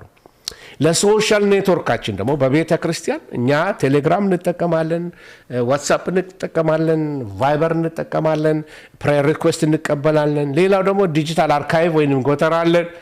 ቪዲዮ ኦዲዮ ቪዥዋሎችን በሙሉ ኦንላይን እናስቀምጣለን ወይንም ደግሞ በዲጂታል መንገድ እናስቀምጣለን። እግዚአብሔር ስም የተባረከ ይሁን። ለዚህ ቴክኖሎጂ ባይ ሰልፍ ኢቪል አይደለም፣ ግን አጠቃቀሙ ላይ ልንጠነቀቅ ይገባናል። ዘመኑ ስለደረሰ የትኛውን ቴክኖሎጂ በሰውነታችሁ ላይ እስኪመታውን በተለይ ቺፕሱን እዛ ደረጃ ላይ እንደማትደርሱ አምናለሁ። በታቱ ደረጃ ላይ እዛ ደረጃ ላይ እንደማትደርሱ አምናለሁ። ቴክኖሎጂ ለምሳሌ ሰዓት እዚህ ጋር ማድረግ ይችላል። ነገር ግን ሰዓቱን እዚህ ላይ ልንቀስልህ ቢለኝ በፍጹም ሰውነቴን አላስነካም። ሰውነቴ እግዚአብሔር ቤተ መቅደስ ስለሆነ ከኔ ጋር ናቸው። በዚህ ውስጥ የሚያስገቡበት ቺፕስ አለ። ቺፕሱን መቀበል ባይሰልፍ አደጋ አለው። አደጋ ስላለው መንፈሳዊ አደጋ ነው ያለው። ሌላ አማራጭ አለ። ወደፊት ግን አማራጭ የሌለበት ዘመን ይመጣል። እርግጠኛ ነኝ ከዛ በፊት ጌታ ኢየሱስ ክርስቶስ ቁጥሩን ውሰዱ በሚባልበት ዘመን ቤተ ክርስቲያንን ይነጥቃታል ብዬ አምናለሁ። ከባድ የመከራ ዘመን ከዛ ወዲያ ስላለ አሁንም ነገሮች ጠባብ ይሆናሉ፣ ተግዳሮቶች ይኖራሉ። ነገር ግን ቴክኖሎጂ ስንጠቀም በጥበብ እንድንጠቀም እግዚአብሔር ይርዳን። ሁሉ ነገር ላይ ኢንፎርሜሽናችሁን አትስጡ። ሁሉ አፕስ ለእናንተ አይጠቅማችሁም። ስለዚህ የኢንፎርሜሽን ብዛት የእውነት ብዛት እንዳልሆነ ደግሞ አውቃችሁ እውነትን ከእግዚአብሔር ቃል ነው እንጂ የምናገኘው ከአፕስ አይደለም የምናገኘው። ስለዚህ ከዚህ ቃል አንለይ፣ ከጸሎት አንለይ። ኦልድ ፋሽንን ቢያስመስል ጸሎትና ቃሉ አይረሳ። እሱ ላይ እንጣበቅ። ከጌታ ጋር አብረት ይኖረን። በምንም ታምር የኦንላይን አገልግሎቶች ቸርችን አይተኩም። ልድገመው፣ የኦንላይን አገልግሎታችን የኔ አገልግሎት አሁን ኦንላይን ማስተምራችሁ ቸርችን አይተካም። ኔቨር። በሚያስፈልግበት ዘመን ላይ ቸርች በተዘጋችበት ዘመን ላይ ያስተምረናል ኦንላይን፣ ጠዋትም ማታም ከሰዓትም በየቀኑ። ያ የኤመርጀንሲ ፕሮግራማችን ነው። ነገር ግን ቤተ ክርስቲያን በአካል እንድትሰበሰብ ይፈልጋል። ቸርች የማትሄዱ ሰዎች ኦንላይን ቸርች ነው የምትሉ ነው፣ የለም። ኦንላይን የሚባል ቸርች የለም። ሄዱና በአካል ከሰዎች ጋር ፌሎሺፕ አድርጉ። ፓስተር ያስፈልጋቸዋል፣ ሊጸለይላችሁ ያስፈልጋል። የስ እንጸልያለን፣ በአካል ሰው ያስፈልጋቸዋል። አሉ ደግሞ አንዳንድ ወገኖቻችን አሁን በእስላም ሀገሮች ያሉ ቸርች የሌለበት ቦታ ያሉ ሰዎች አሉ። ቸርቻቸው ይሄ ነው፣ ችግር የለውም ለነሱ ችግር የለም። በአረብ ሀገሮች በተለያየ ስደት ሀገሮች ቸርች በሌለበት ቦታ ያሉ እንደ ቸርች የሚሰሙን ሰዎች አሉ። ክብር ለእግዚአብሔር ይሁን እና ችግር የለብንም፣ እንገለገላለን፣ እናገለግላቸዋለን። ነገር ግን ቸርች ከተማችሁ ላይ ካለ ቸርቻችሁ መሄድ አለባችሁ። በአካል መሰብሰብ አትጥሉ። ስለዚህ ቴክኖሎጂዎችን ለእግዚአብሔር ክብር ልንጠቀም ይገባል። ሌላ ፋይዳ ወስጃለሁ ምን ሊያደርግ ምናምን ብላችሁ አትጨነቁ። ፋይዳ ጸረ ክርስቶስ ምልክት አይደለም፣ ናምበረኝ ነው። ወደፊት ግን ከሱ የራቀ በጣም ሶፊስቲኬትድ የሆነ ግሎባል የሆነ ሲስተም ይመጣል። እዛ ሲስተም ውስጥ 666ን በደንብ ያነገሰ ጸረ ክርስቶስን ያነገሰ ሲስተም ይመጣል። ያንን ሲስተም አትውሰዱ። በእጃችሁ ላይ የሚደረግ አትውሰዱ። በሰውነታችሁ በቀኝ እጃችሁ ላይ የሚመጣ አትውሰዱ። ምናልባት ቤተክርስቲያን ከተነጠቀች በኋላ የምትሰሙኝ ሰዎች ካላችሁ በእጃችሁ ላይ ቁጥር አትውሰዱ። ቁጥሩን ከወሰዳችሁ የመዳን ቻንስ የላችሁም። ልድገመው፣ ቤተክርስቲያን ከተነጠቀች በኋላ ላላችሁ ላልተነጠቃችሁ እጃችሁ ላይ ቁጥሩን እንዳትወስዱ። ከአውሮፓ አካባቢ ግሎባል የሆነ የሚነሳ ሊደር አለ። ያንን ሊደር ከሰማችሁት አጥፊ ነው፣ ጸረ ክርስቶስ ነው፣ እስራኤልን ሰላም እሰጣለሁ የሚል ነው፣ የዓለም መሪ ነኝ የሚል ነው፣ አውሬ ነው፣ ዘንዶ ነው። እሱ ጸረ ክርስቶስ ነው። የሱ ቁጥር የሱን ሲስተም 666 እንዳትወስዱ። ከወሰዳችሁ ለዘላለም ትጠፋላችሁ። የመዳን እድል የላችሁም። የኃጢአት ስርየት የላችሁም። መዳን በሌላ በማንም የለም። በኢየሱስ እመኑና ቢርባችሁ ቢጥማችሁ ብታጡ ብትንከራተቱ ብትሞቱ ይሻላል። ቁጥሩን እንዳትወስዱ። ኢየሱስ ብቻውን ያድናል። ምናልባት ይሄ ቪዲዮ ከተረፈ ጸረ ክርስቶስ ድሊት ካላደረገው ምናልባት ተርፎ ካያችሁ ያልተነጠቃችሁ ሰዎች ቤተክርስቲያን ድንገት ባዶ ከሆነ አገሩ ድንገት ፓስተሮች፣ አገልጋዮች፣ ዝማሪዎች፣ የእግዚአብሔር ሰዎች ተነጥቀው ካያችሁ ጠፉ ከተባለ አንዳንድ የሚባል ነገሮች አሉ። ይሄ ግሎባል ኢቮሉሽን ነው ሊሏችሁ ይጀምራሉ። የሆነ ምድር ራሷን በራሷ አጸዳች፣ ክፉ ኤሌመንቶች ናቸው የተወሰዱት ሊሉ ይችላሉ። አትመኗቸው። ንጥቀት ነው የሆነው። ኢየሱስ ክርስቶስ በስውር ልጆቹን ወስዷል። በክብር ይመጣል። ሲመጣ አብረው ይገለጣሉ። ምናልባት ያልተነጠቃችሁ መነጠቅ ከፈለጋችሁ እስከ መጨረሻ ትጽኑ። ቁጥሩን አትውሰዱ። ራሳችሁን ለማዳን ማድረግ ያለባችሁን ሁሉ አድርጉ። እግዚአብሔር ስም የተባረከ ይሁን።